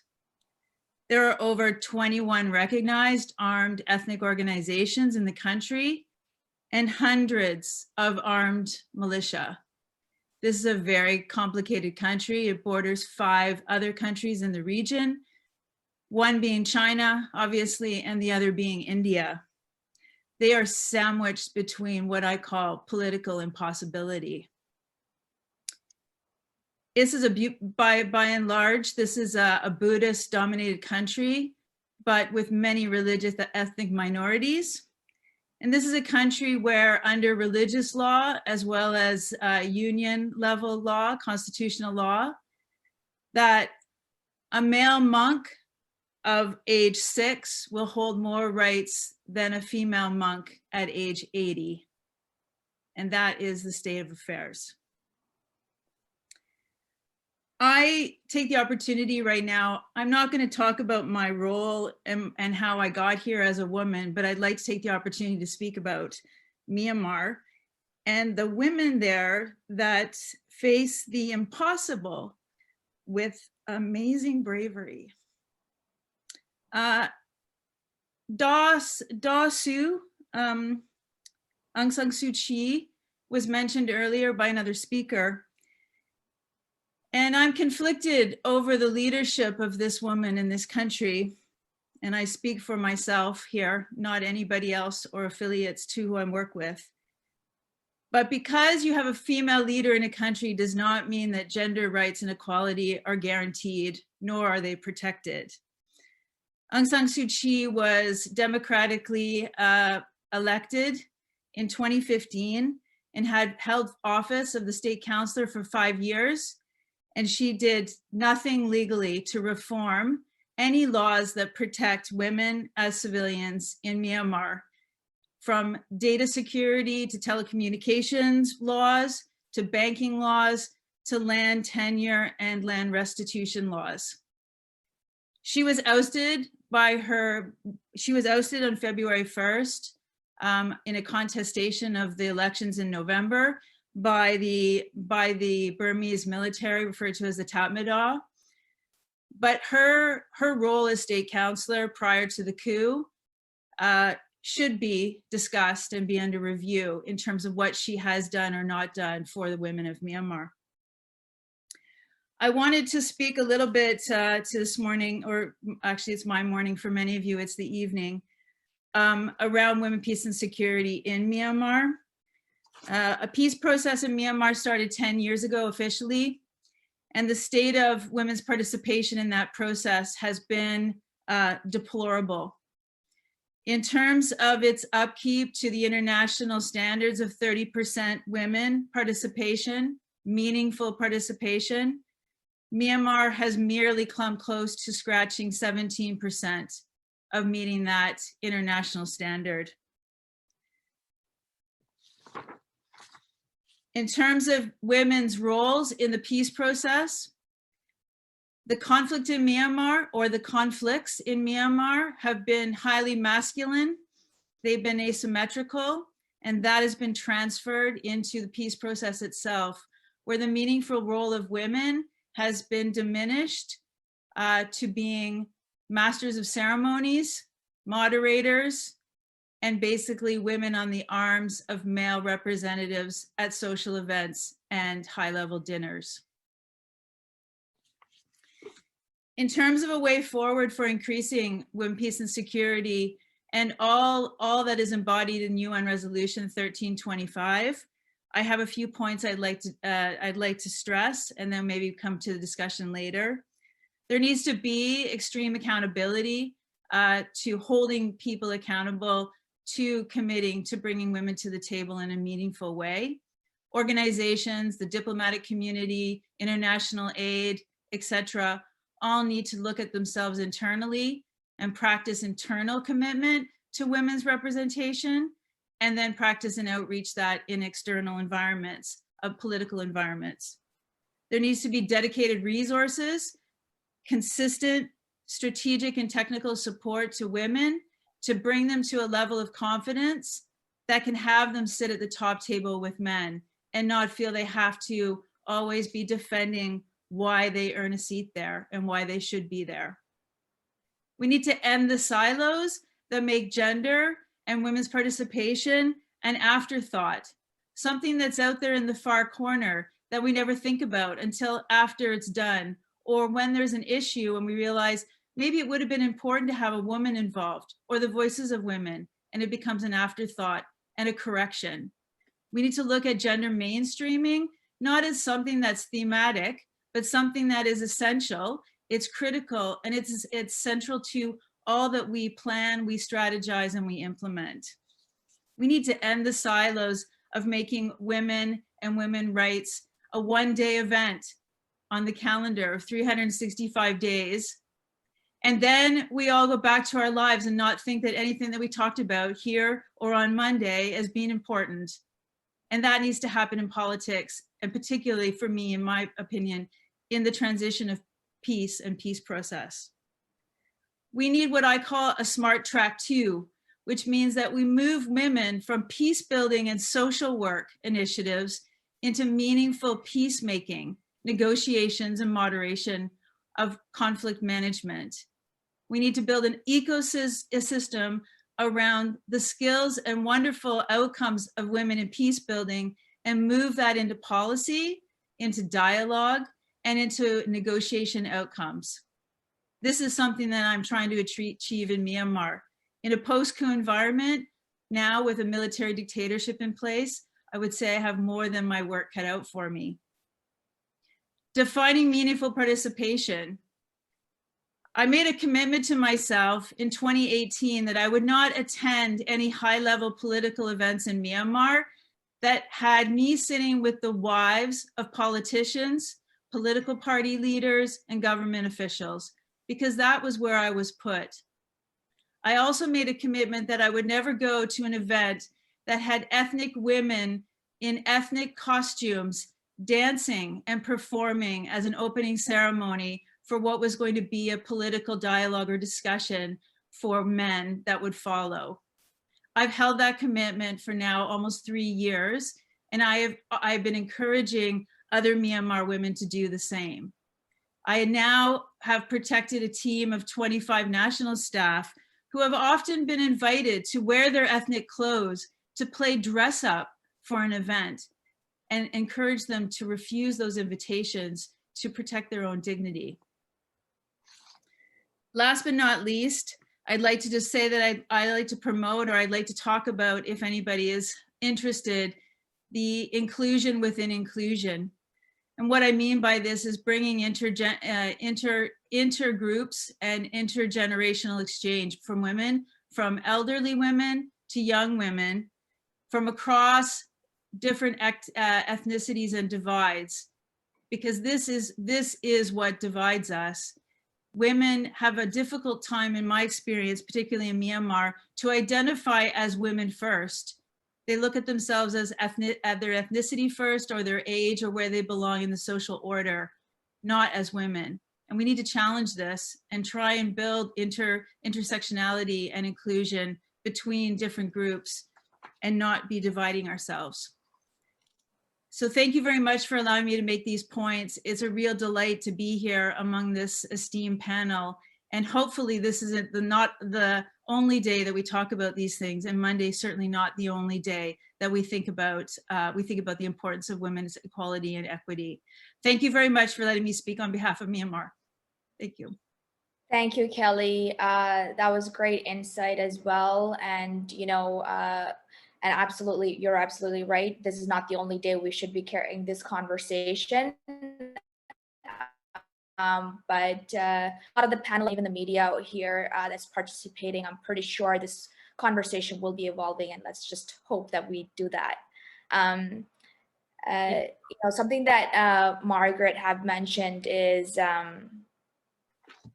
that for us to have a just democracy, we need to put women at the center of it. Women's needs and rights are different depending on which part of the world they live in. In your line of work, and this is addressing to each of the panelists, please jump in. In your line of work, how have you helped women overcome systemic barriers in countries that you have worked in or that where you're from? Margaret, go ahead. I'll have a little go, because my work has been to give a voice to all women wherever they are, wherever they are being persecuted, oppressed, and have no voice. So it's not just widows. I've tried to do that for the Kurds, for the Tamils, for the Kashmiris, the Baluchistans, the Rohingya. And the only way I can really do that is also by whenever we do these parallel events at the Commission on the Status of Women. But the trouble with that one, and many of you at this meeting will have been in New York when we could still go there physically, is that we're the one side of the road. We're in the ghetto, the other side of First Avenue, talking about what is really happening to women and getting these voices up there. And then in the other side of the room, in the UN building, there are these ministers, even ministers from incredible, terrible, authoritarian, racist, misogynist regimes, which are talking as if they're on another planet. However, in an extraordinary way, terrible, terrible as this pandemic has been, the idea that we can now get together much more frequently without having to book a plane and a hotel and try and get a visa, which was difficult when it was the Trump administration. Lots of our women couldn't even get visas to get to the CSW. At least we're all now even much more in touch. So it's about, so I think it's about wherever we can, getting these voices in our own countries. So when we have meetings in the UK, and I belong to a UK civil society women's alliance, which works directly with our government on, for example, on the CSW zero draft agreed conclusions. We try wherever we can to bring women from other countries into that, into those meetings, because in every country, particularly in the West, in my country, it's not just about how our policies affect women in the UK, or that includes asylum seekers and migrants, but our policies affect women all over the world. So, you know, we're having to fight about the great reduction from 7% to 5% in our aid policy, or the way that DFID has been merged into the Foreign Office, in which we're really worried that we used to lead on looking at gender equality in the context of the reduction of poverty. But I'm just, so the answer to your question is just wherever we can, bring women from all over the world together, because we are so many, and it's a solidarity of women at the grassroots and in every country that maybe in the end, you know, we will overcome, because we are such a force. And this is a way through all these Zoomings that we can actually ensure that our governments hear from the women in Sri Lanka, from the women in Syria, from the women in Myanmar, from the women in the refugee camps, and we women can actually facilitate that communication. Thank you. Sumusati? Yeah, so thank you, Margaret, for that. You're so passionate when you speak. I can listen to you forever. So I think I'm one of the co-founders for the Black, Indigenous, and People of Color here in the labor movement in Canada. So I think when it comes to feminism, it is different for women from different parts of the world. And part of the work that we do is teaching or helping white women understand what allyship means when it comes to Black, Indigenous, or people of color. So for example, even if it comes to North American body positive movements or whatever, when you just go in a swimsuit, it is very easy for a woman that comes from a Western culture to say, I am this, the brand of body positivity, but not for a woman who comes in a hijab or a woman who comes in a sari. So kind of showing the intersectional feminism, how that plays a role, right? And I think because we come from colonization in colonized lands, you look for white people to come and save you, but kind of talking to the people of color as Black, Indigenous, or women, people of color, to say like empowerment doesn't have to come from colonization. Empowerment can come from your own ethnic backgrounds and where you come from, your resilience.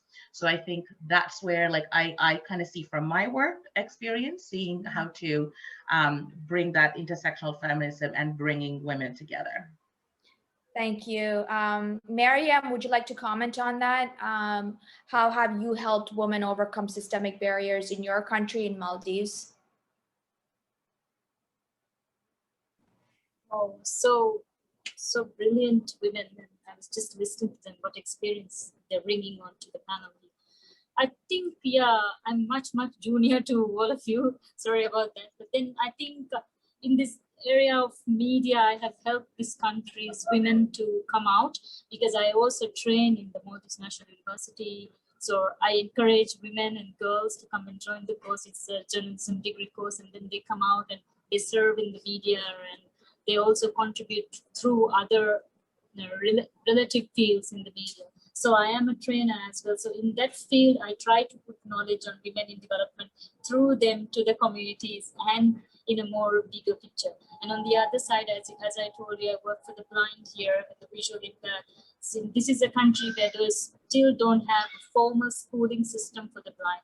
So I have been lobbying for it, and I've been working on it, and then we have slowly established things which they can do. Especially in the blind community, we have like registered around more than 1,000, and then half of them are girls. So they need their basic education. They need more other fields of work, and they just can't see, but they're very intelligent people. So they are just like us. They need to develop. So I also tend to give my support to them to come out in the community work and study, and give them confidence to come out and be a part, just like normal people like us. So this, in these kind of areas, I do contribute to the women in development of the country. Mm-hmm. Thank you, Miriam. So what I'm hearing is engaging women from different parts of the world in conversations, in discussions, and bringing them to the table, teaching, and from North American perspective, teaching Caucasian women about allyship, and empowering BIPOC women and BIPOC individuals to be empowered. Dee, do you want to comment on your experience? You have definitely worked with Tamil women, and how what were their barriers, and what did you have to do to sort of help them overcome their barriers?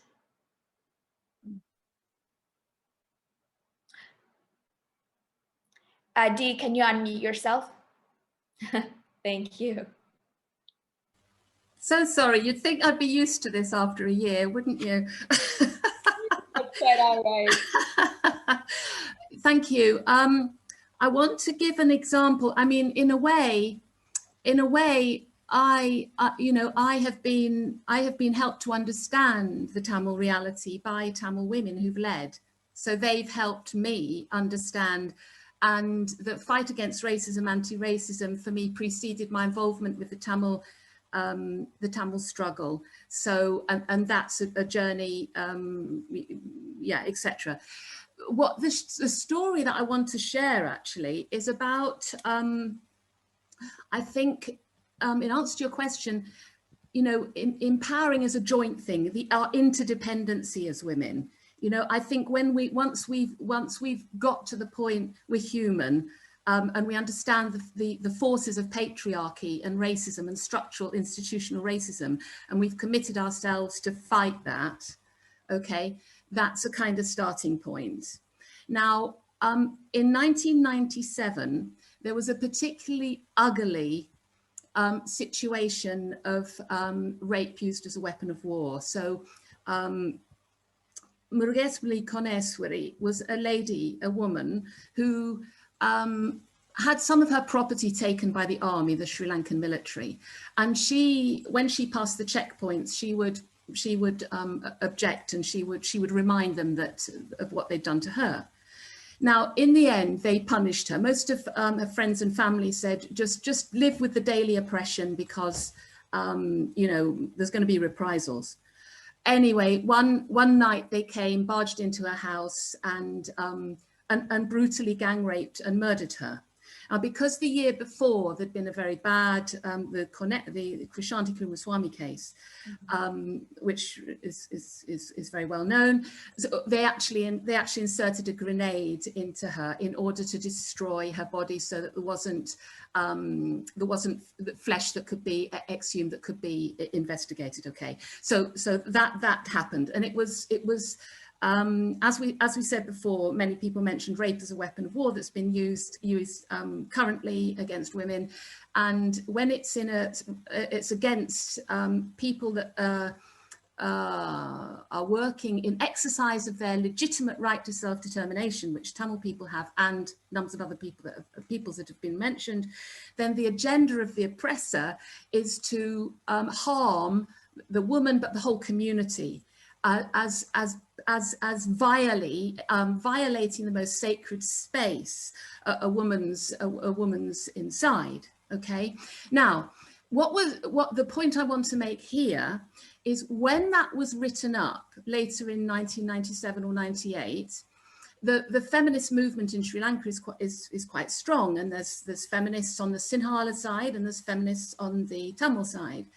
Now, when the Tamil women wrote poems about that, they used language. I'm not going to use the language now. I could do, but they used language about the female anatomy and the invasion of her anatomy in a very explicit way. Okay, which needs to be said, because that's the truth. You know, you can't actually dress it up. You can't sanitize it.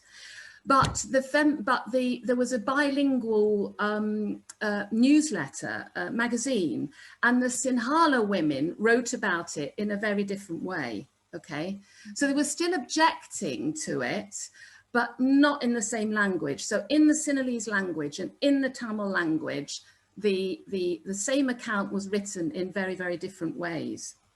And so for me, as a person outside, okay, I mean, British colonialism had a big part to play in the situation in Sri Lanka. So the Portuguese and the Dutch colonized the Sinhala and Tamils are two separate people with plenty of forest area in between. It was the British that put both peoples together and then left the power in the majority hands. So the majoritarian view, which is the Sinhalese view, actually was shot through the whole union movement, the feminist movement, everything, and lots of power in terms of connections with universities worldwide and all the rest of it. So the power, institutional racism, which I'd understood from analysing it in Britain, you know, the institutional. So, sorry, this is a bit of a long answer, but what I'm trying to say is, as a woman, and people talking about, you know, I'm trying to understand, well, I can't accept the Sinhala account because it wasn't real enough. So my role here was encouraging Tamil women. They didn't need my encouragement, they were writing it, even though it leads to reprisals. They don't need my encouragement. What they need is me to be an ally, I think you used the word before, to help push open other doors, to create more allies, to enlarge the understanding. So the dynamic, there's intersectionality we've been reflecting on about race, ethnicity, womanhood, personhood. There's many different intersectionalities here, but I think that's an example which shows the horror and how it gets covered up because the Sinhala story has access to world media. At the time when you tried to, Marianne's a journalist, I was trying with Reuters and so on to get to because the reporting was always completely biased. So, you know, we were just vilified really, supporting Tamil people, but reporters just wouldn't take it because they would take the majority view. So I think solidarity and trying to cut through the forces of oppression, whatever they are. So, but yeah, to align ourselves as women with the woman's experience and denounce it, and to support women if they're going to use the language that's very clear and very brutal, because I'm sorry, but that's the truth. And genocide is not very nice. And that's why it gets denied and covered up, because people can't handle it. And that was what was happening in, sorry, it's a bit of a long answer, but that's the example that I wanted to share. Thank you, Dee. Kelly, why don't you contribute to this in the perspective of women in Myanmar, some of the barriers they faced, and how were you able to navigate and maneuver to lend your allyship? Yeah, I mean, I think I'd like to build on what Dee just said. I mean, I think particularly in the greater Asia region, South or Southeast Asia, and I had the honor to work in northern Sri Lanka back in the 2000s. So I can really appreciate a lot of the remarks being made around the Tamil experience. What I'd like to say is that, you know, because relationships are so key, I think building trusted relationships with a variety of women of all ages and all backgrounds for me has really been a strategy. In Asia in particular, with young women, is giving them a trusted space to encourage them that they can say no to social commitments and polite sort of conduct, and as young women in particular, not have to bow to the traditions in meetings or at conferences or in political gatherings, etc., to play a certain role, and to give them the confidence and space to be able to refuse to take on those roles. That's something that I think I've really worked hard on for the last 8 years in Myanmar in particular. And I guess the other thing is make sure that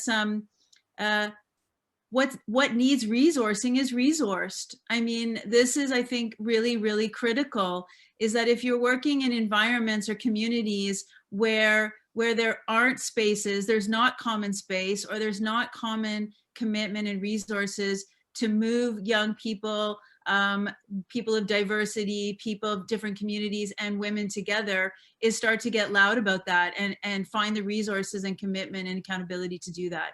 And that's work. I get it. It's work, but it's work that that should be undertaken and maintained, and the safeguarding of that space.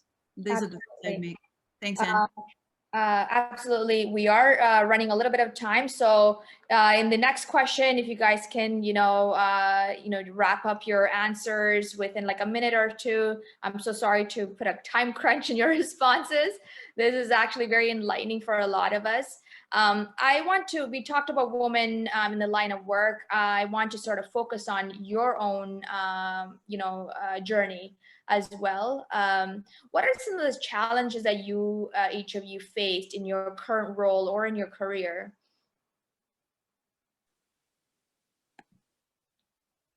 Go ahead, any one of you can jump in. I'll just very quick. I'll be terribly quick. Yes. The challenge is, I think that we've all got so many issues. There's so many issues to do with the status of women and gender, that in a way, we're not coming together enough, because we're always pushing our own issues, not seeing that they all connect. About this whole thing, intersectionality, we all connect. So I think one of the problems is sometimes we are almost in competition with each other to get our issue, whether it's about migrant women, asylum women, HIV women, indigenous women.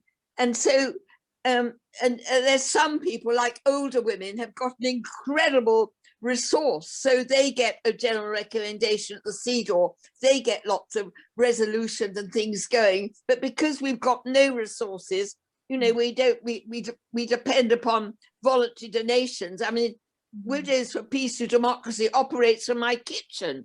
We don't have any money.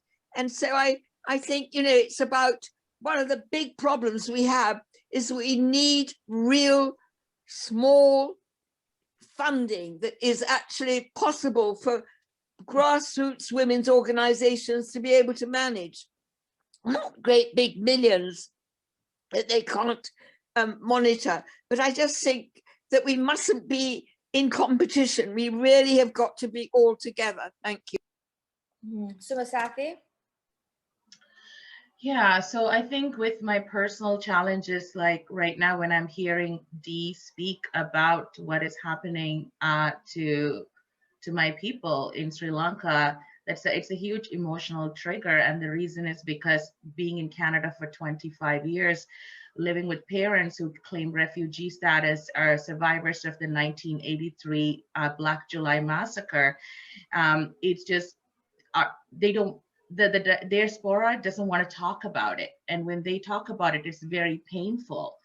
And to be involved in anti-racism work here and to show my allyship to Black communities and Indigenous communities, I'm torn between fighting for my people's rights and to feel what's happening there in Sri Lanka.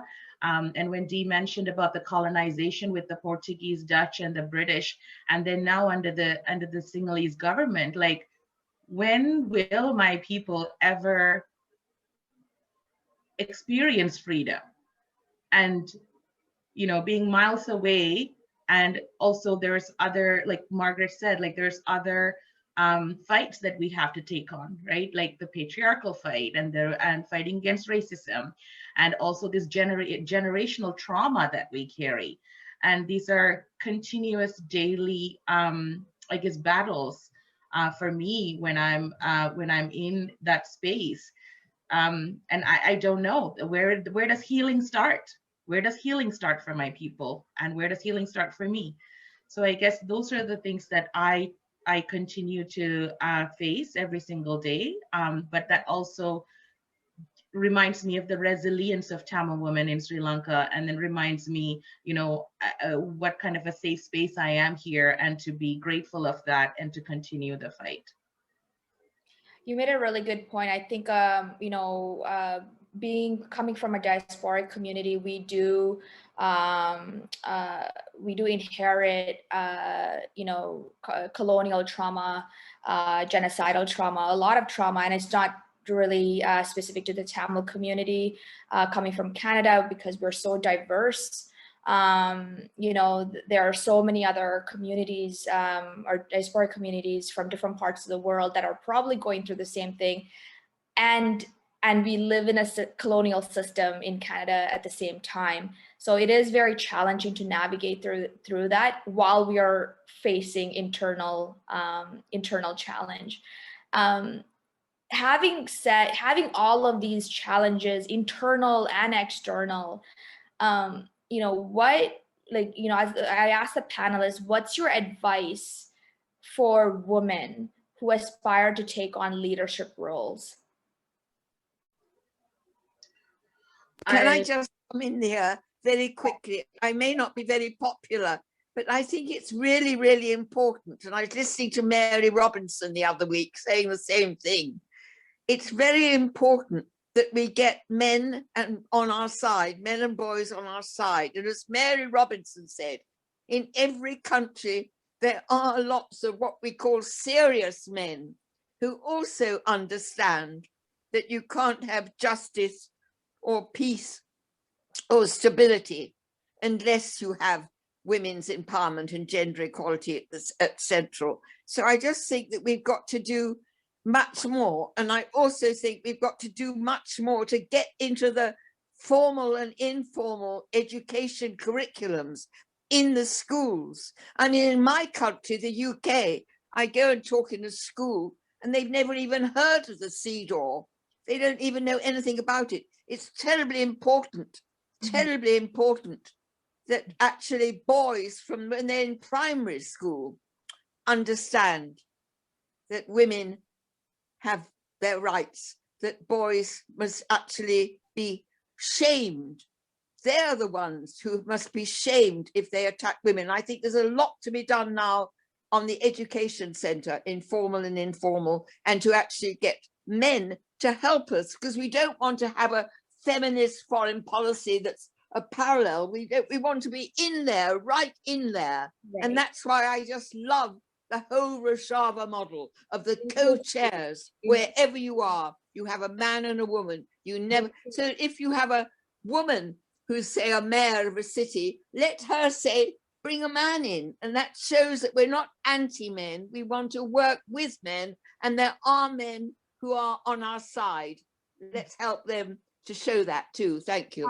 Absolutely. So it adds to the inclusivity and education as well. Sumo, you wanted to say something to that question as well. Yeah, so like I think in terms of like moving forward, like what Kelly said earlier, decline to be in oppressive spaces. Like you have to make a choice. You cannot be neutral. You cannot be, I am going to be neutral because I don't want to stand with either party, just so people can like me. You have to pick a side when it comes to human rights. And I hope you pick the right side. And also the informal education that Margaret said is that the collaboration, the allyship with other women, such as Dee, who has gone and lived and, carrying those stories. And how do we connect with these women? Because we have been put in our spaces in this patriarchal society to fight alone. So how do we build that collaborations? And like Margaret said, what does allyship with men look like? That means challenging when people are being complicit to racism or sexism and continuously speaking up and teaching allies how to, it's okay to fail, but you come back and then you fight again with us. So I think those are my things for moving forward. So how can, like speaking on educating boys, how can men be more involved in challenging the system? How do we engage them in these conversations? And can I jump in here? Of course, Kelly, go ahead. One of the things that I struggle with a clear answer for this, but one of the things that I've learned, and I am, this is, I think, the great thing about being in your 40s, I have no problem, declaring that, is that I know I have to keep learning what this means myself. So when we fall into traps of thinking we've had enough exposure or enough experience and we've got some expert thoughts and things, is that that's for me a red line. So it's about constantly learning as just a human being to understand, particularly what does masculinity in conflict look like, or masculinity in peace processes, or masculinity in our societies, whether it's the union environment, or it's working in universities or as a journalist, etc. I think this is really important. For me, this is really important, is to understand, because I think by understanding that or learning about it, we start to understand men and the burdens that they have, that they might not agree to, but are being put and imposed on them. And I'm not saying this is all men. Trust me, I'm very clear on that. But I think it's about an understanding. And it's not, for me, it's not about who you are. It's about what you do with who you are. And that spans gender, that spans men, women, boys, girls, ethnicities, nationalities. So that's, for me, is my place of departure. It's not about who you are as an individual. It's about what you choose to do with who you are. And for me, that's a place to start. Thanks. I think we're going to take some questions from the rest of the audience right now.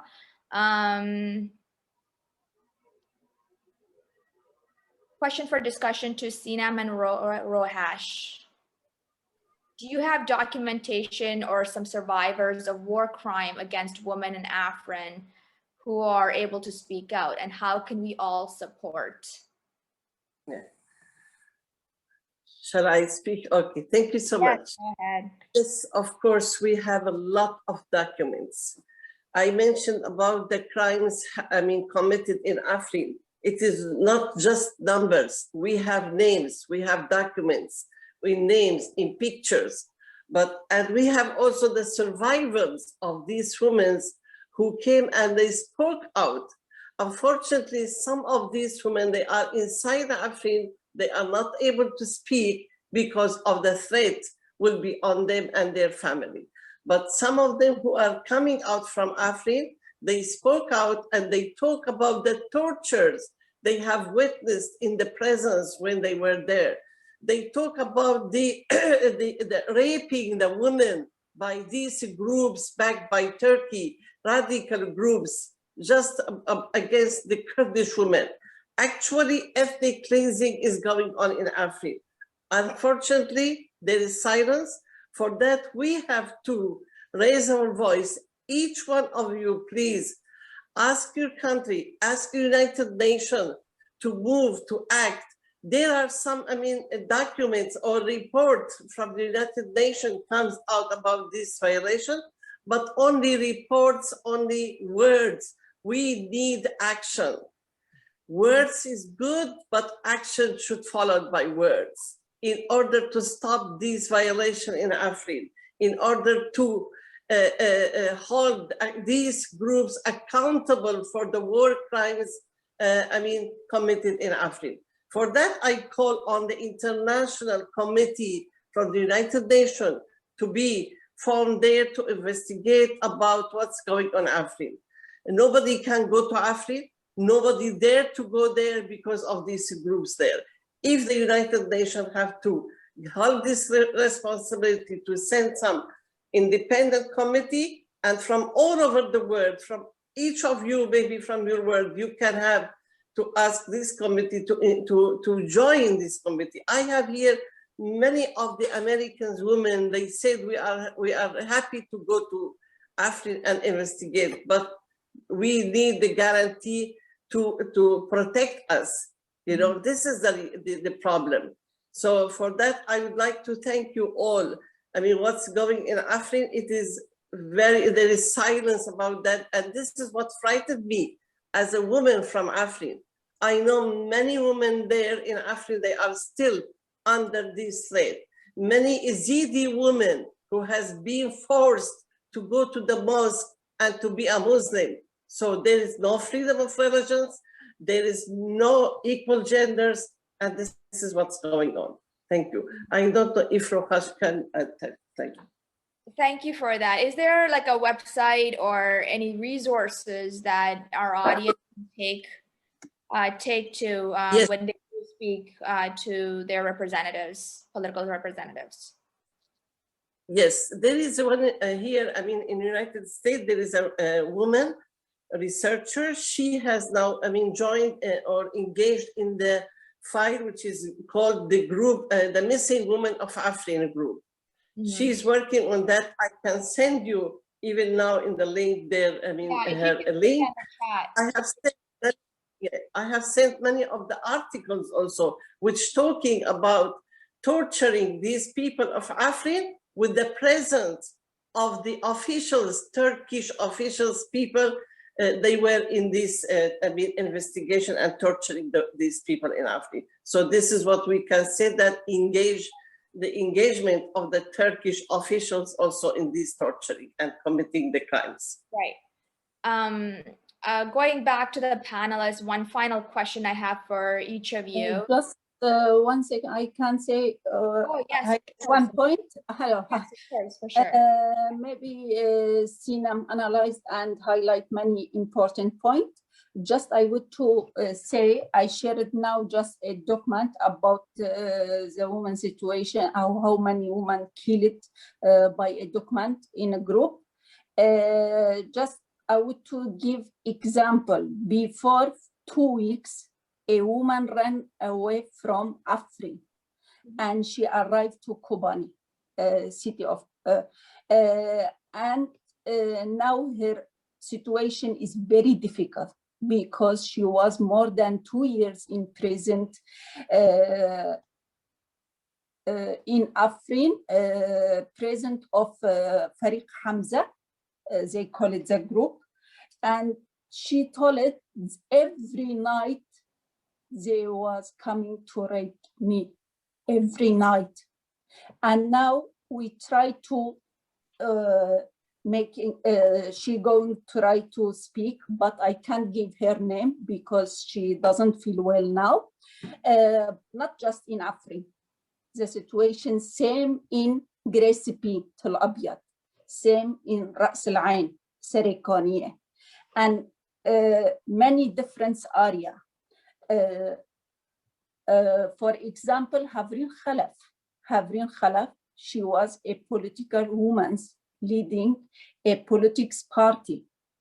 They killed her between Ain Isa and Kobani. They killed her, and she wasn't military, just she was a political woman. And not anyone, we give it all these documents, not just to UN, to all states in the world, but not anyone give it any words. All world now silence about the situation happening in Afrin, in Grecipi, in Serikaniye, and still the Turkey trying to attack all North and East Syria. And until now, not any country or any organization talking about this situation. Because of that, we told it, please breaking your silence, not just to UN, all world, because now not just they killing a woman, they killing a woman, children, all society. And they was living not just courts in Afrin or Grecipi. Grecipi, Tel Abyad is Arabic place, is not a Kurdish place. But now what's happening in all this area, not anyone talking or giving any action. We don't say to hold bringing a gun and go to fight in front line. No, we're saying just stopping Turkey to attack this peace area. And the area, woman and man working together, and we established a very modern system, like Margaret highlighted. We established a system co-chair.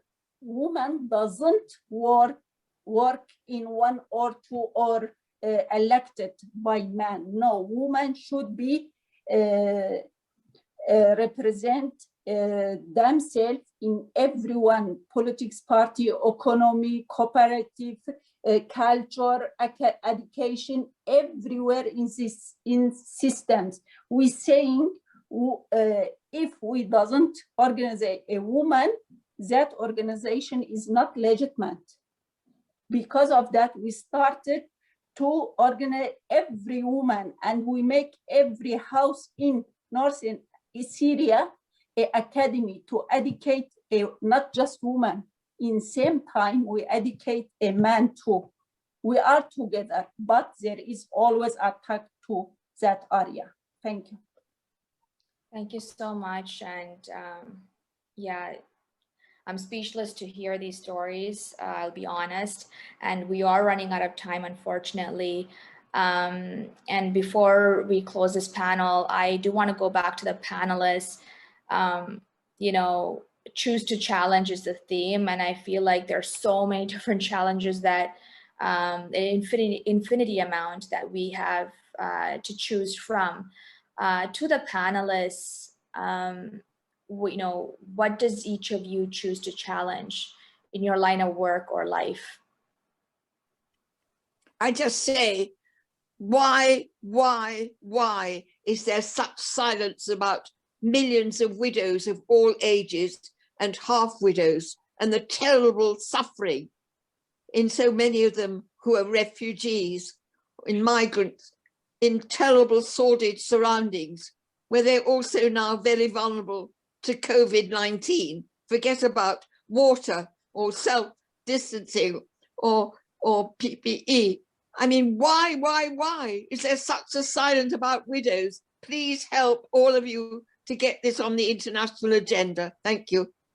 Thank you, Margaret. Kelly?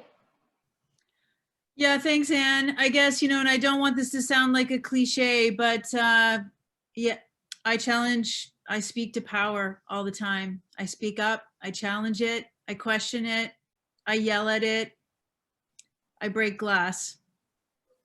Exactly, truth to power, truth to power. Thanks, Mark. I can go next. Like Dee said, I'm a Tamil woman, and I have two oppressors, which is the colonizer and also the right now the Sinhalese government. So I have to continue to challenge. I have no choice. There is no choice. So I will continue to challenge those oppressions. Mariam?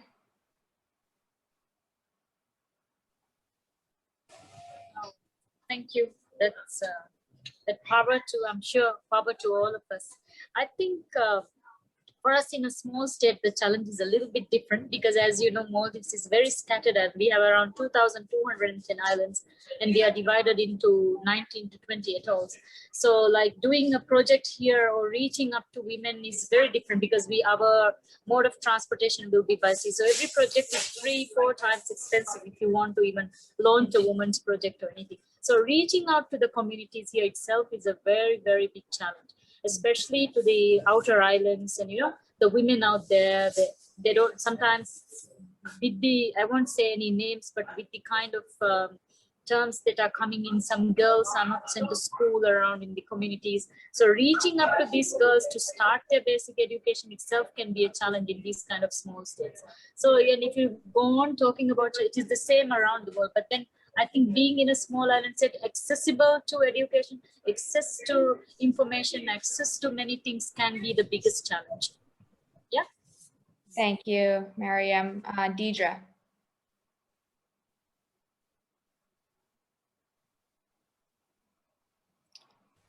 Yes, challenging the Sri Lankan government on its oppression. And secondly, challenging where there is fear about speaking out, whether it's racism in Britain, racism against Tamils, whatever it is. And I'd just like to share a quote from Audre Lorde on not being afraid. When I dare to be powerful, to use my strength in the service of my vision, then it becomes less and less important whether I'm afraid. Because I think sometimes when we do start to challenge, we do actually encounter some quite difficult things that come our way. And that's okay, because it shows we're doing something positive, we're going for change, and not to lose hope, but to kind of challenge that fear and yeah. We can't be complicit anymore. We need to challenge the system, dismantle them, and break those barriers as much as possible. And we need to collaborate and lend our allyship. Yeah. Thank you so much, all of our panelists. This has been a phenomenal experience for me, ACCP, and a great thanks to actually Raji for taking this project on, this conference on, and even getting me on board. She has worked so diligently, organizing this wonderful event. Please, a round of applause for Raji and ACCP. Great conversations, and we spoke a lot about a lot of problems around the world happening right now, especially I think a lot of those issues has intensified due to COVID or coming to surface due to COVID. Please post the resources, any information that you guys have for us to learn more.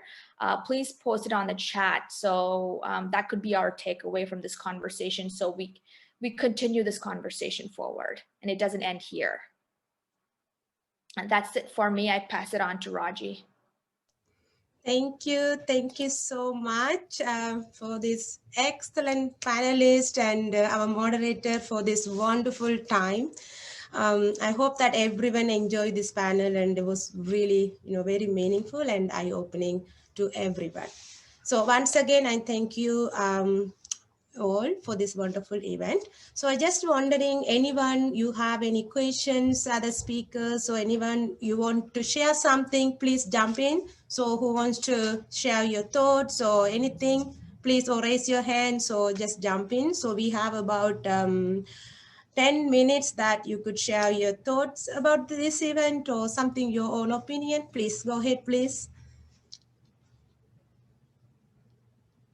Can I just again talk about the militarization and arms manufacture and arms sales. And the United States and the United Kingdom are the biggest seller of arms to Turkey. And I think we're selling arms to India, although terrible things are happening in Kashmir. It's the most militarized anywhere in the world. There are, 100 soldiers to every one woman. And now in India, they've passed an Armed Forces Empowerment Act, which says that no soldier will ever be accountable for any act he's done whilst in uniform. It's almost encouraging soldiers to rape Muslim women. And so gang rapes are going on all the time, particularly in remote country areas. But I just think that we who live in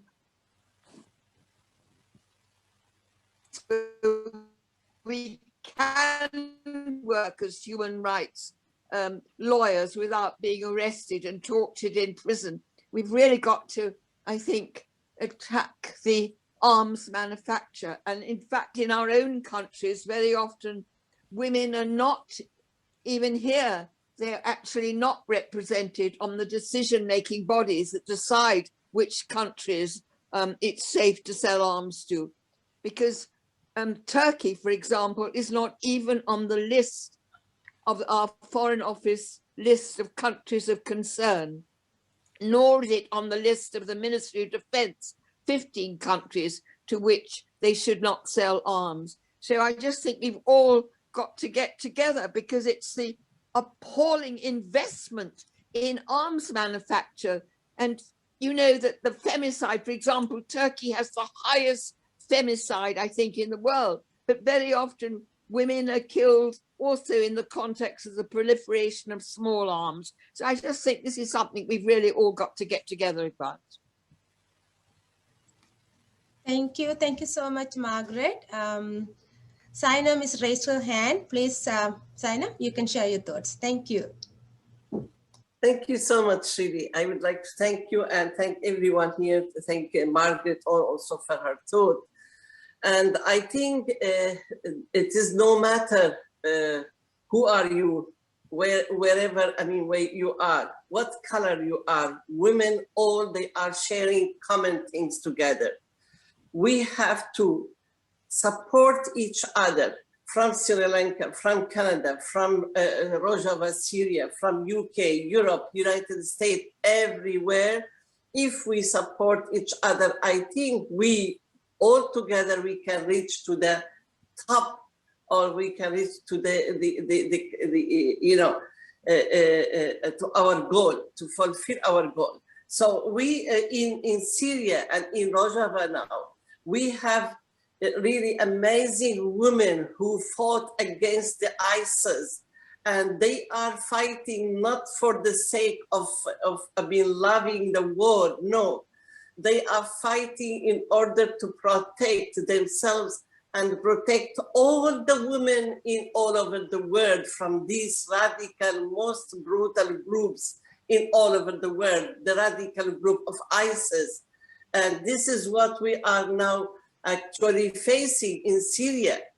And I think the author, Gail Levin, she wrote about the daughters of Kobani. It is called the book, Daughters of Kobani, when she mentioned about these women fighters, how could they fight the most brutal groups in the world.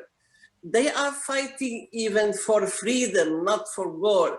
They are fighting to have the new society, to have the new system, which is the society, we have the equal gender. We have in our region in northeast Syria now, 40% of the participation of the women in all the institutions in our government, which is the Autonomous Administration of Northeast Syria. I think this is worth to be supported, such system. It is worth to be supported as a woman also from all over the world to support such system in our region. Even I could say that women could play a very great role in policy, in diplomacy, in society, in culture, in economy, because in each side, each one of you, we have a very powerful strength. We have really power if we can, point to our goal and to reach to this goal together. This is what we need. We are not against the men. I would like to say we respect the men. We both together, side by side, going with men, but not allowing the men to lead us, and we have our own decision. This is what I need to clarify about our system in Rojava and in Northeast Syria. Thank you so much for giving me this opportunity. I'd like to thank ACCP for this actually conference. Thank you. Thank you. Thank you so much. You're making really valuable point there, so it's really appreciated. Anyone, we have about 7 minutes. Anyone, they want to say anything about for her opinion? Or... Raji? Yes, go ahead, please. Hello, everyone. Actually, it is a great time to have listening all of you, such a wonderful and valuable thoughts and experiences. I have learned a lot from all of you. It's a great opportunity to being here. I personally thank to Sister Raji and ACCP to organizing such a wonderful event here. And this is not actually an end. We shall strengthen our togetherness beyond all the differences that we have, and also with the collaborative work, we can go forward with in an efficient manner. I hope. God bless you, all of you. Thank you. Thank you. Thank you so much, Larina. Next, Anne raised her hand. Anne, please go. Yeah, I just want to ask, where this recording is going to be broadcasted, and, for future reference, where we can have access to some of this discussion. Yes, it's all live. So many medias. We also have recording. Yeah, whoever wants, we can share the video also. No problem at all. Thank you. So anyone else? We have 5 minutes. Anyone you want to share, you add or something, or you want to say something, please go ahead. Okay, Rogas, go ahead, please.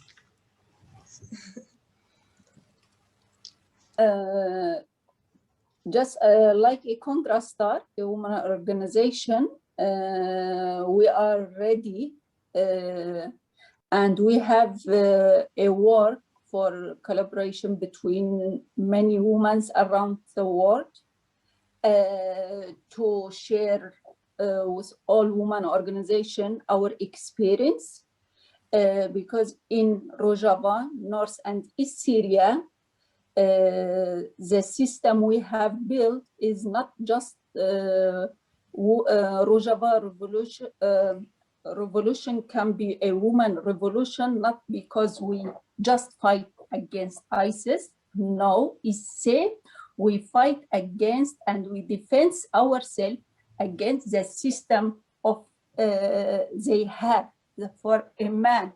And this is when we build this system, because in all revolution around the world, first they try to defend from outside attack, but we defend ourselves and build new society.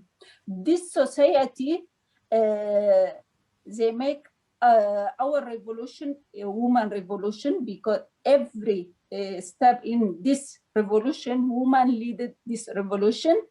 And we have one experience, many experience, just I want to share one. we built a woman village. We call it Jinwar, like a place of women, or the place woman born. We built this ecologic village. We opened this door village to everyone, to welcoming. And now there is a big international women's working in to make a research about woman knowledge. And we like to be every woman from part from this project. We try to working about genealogy, a woman knowledge. We published a book about woman knowledge, and we try to educate not just in North Syria. We now try to educate in general in Europe too. We started a small, short education. This example of women in northern Syria, I hope we can share with every woman. The co-chair system is very to protect or to defend yourself. You should to build a co-chair system, man and woman next together, and to build this society. Shortly, just and thank you for everyone, and thank you for ACCP. Thank you, Rohaj. It's very wonderful time we hope you had together, so we learned a lot. So right now is time for us to wrap up. So I'm going to invite Dr. A. Mohammed Muhaidin from Dubai, the founder of National Educational Trust, to deliver the vote of thanks. Dr. Mohammed? Yes. Assalamu alaikum. Good morning, good evening, good night to all. Vanakkam, ella pugalum iraivanukke. The most respected members of the co-judging panel and guest speakers from different nations of the globe, respectable women's greetings to you all. First of all, I'm grateful to the organizers of Alliance Creative Community Project, United Nations, organized by His Excellency President Mr. John, having given this historic opportunity to participate. And I'm thankful to Sister Raji Patterson, who is the Director of Women Empowerment of ACCP, given the opportunity to jointly organizing International Women's Conference by my National Educational Trust, Kalidai Kurichi. Dear most respected, honorable panelists and beloved guest speakers, I'm delighted to have this pleasant opportunity, as well as my duty, to propose the vote of thanks. In very many places, the vote of thanks is a note of burden, but I shall not test your patience like that. I shall be brief. It is our prime duty to thank all the chief guests and panelists and guest speakers. On behalf of Alliance Creative Community Project, United Nations, and National Educational Trust, Kalidai Kurichi, I thank you all. Also, I thank Honorable Dr. Swati Vijay Kulkarni, Consulate General of India, Atlanta, USA, for her wonderful video message today. The engaging woman in modern politics and leadership. I thank everyone who participated and have their wonderful motivational speech and valuable suggestion to improve and uplift the women community around the globe. But time may not be permitted to me to thank one individually by name. I thank everyone. If I forgotten to anyone, please bear with me. Our thanks are always due to you all. Also, we thank all media partners from different countries around the world who supported this world record event, that is Vanakkam Malaysia, America TV, Samugam News, Tamil America, Vanakkam America, Analai Express, Malaysia TV, Minnal Web TV, GTM America, Tamil Community Hub, Tamil Oli, Yal TV, ITV, Non-TV, Mayuri TV, and some other TVs I'm not mentioning here. And I would like to thank the chairman of the Ajis World Record, Mr. Rajendran, who is doing this world record event by viewing number of viewers and likes. Maybe tomorrow he will declare how many people are viewing this wonderful program. If you achieve 1 lakh viewers, we can get the world record certificate from him. Thank you very much. Finally, in the contemporary political and business world, women are engaged in politics and business. I am very happy to know and kindly request all women entrepreneurs and politicians, you have to encourage the women who have entrepreneur spark. You have to motivate and train to do business and involved in politics, which is the real success of this wonderful conference. Hope you all train and educate and motivate the women in all our areas throughout the world. Thank you very much. Happy International Women's Day. Thank you, thank you, thank you. Thank you so much, Dr. Muhyiddin. I need to thank him for jointly organizing this wonderful event with us and working alongside to make this event successful. It would be very difficult to make this remarkable event successful without him. Once again, I thank you for all for joining us and supporting this event to be successful. And I'm wishing you all very happy Women's Day to the most amazing women in the world. May you always shine and spread the light all around. Happy Women's Day. Thank you so much. Thank you. Happy Women's Day. Goodbye, everyone. Women's Day. Thank you, everyone. Thank you. Thank you so much. Thank you. Thanks, Raji. Bye. Bye. Thank you. Yeah, thank you so much. Thank you. Thank you. Bye. Day for all of you, and thank you for Dr. Mohammed. Thank you. Bye-bye. Thank you, ma'am. Thank you, thank you, thank you. Thank you. Thank you so much.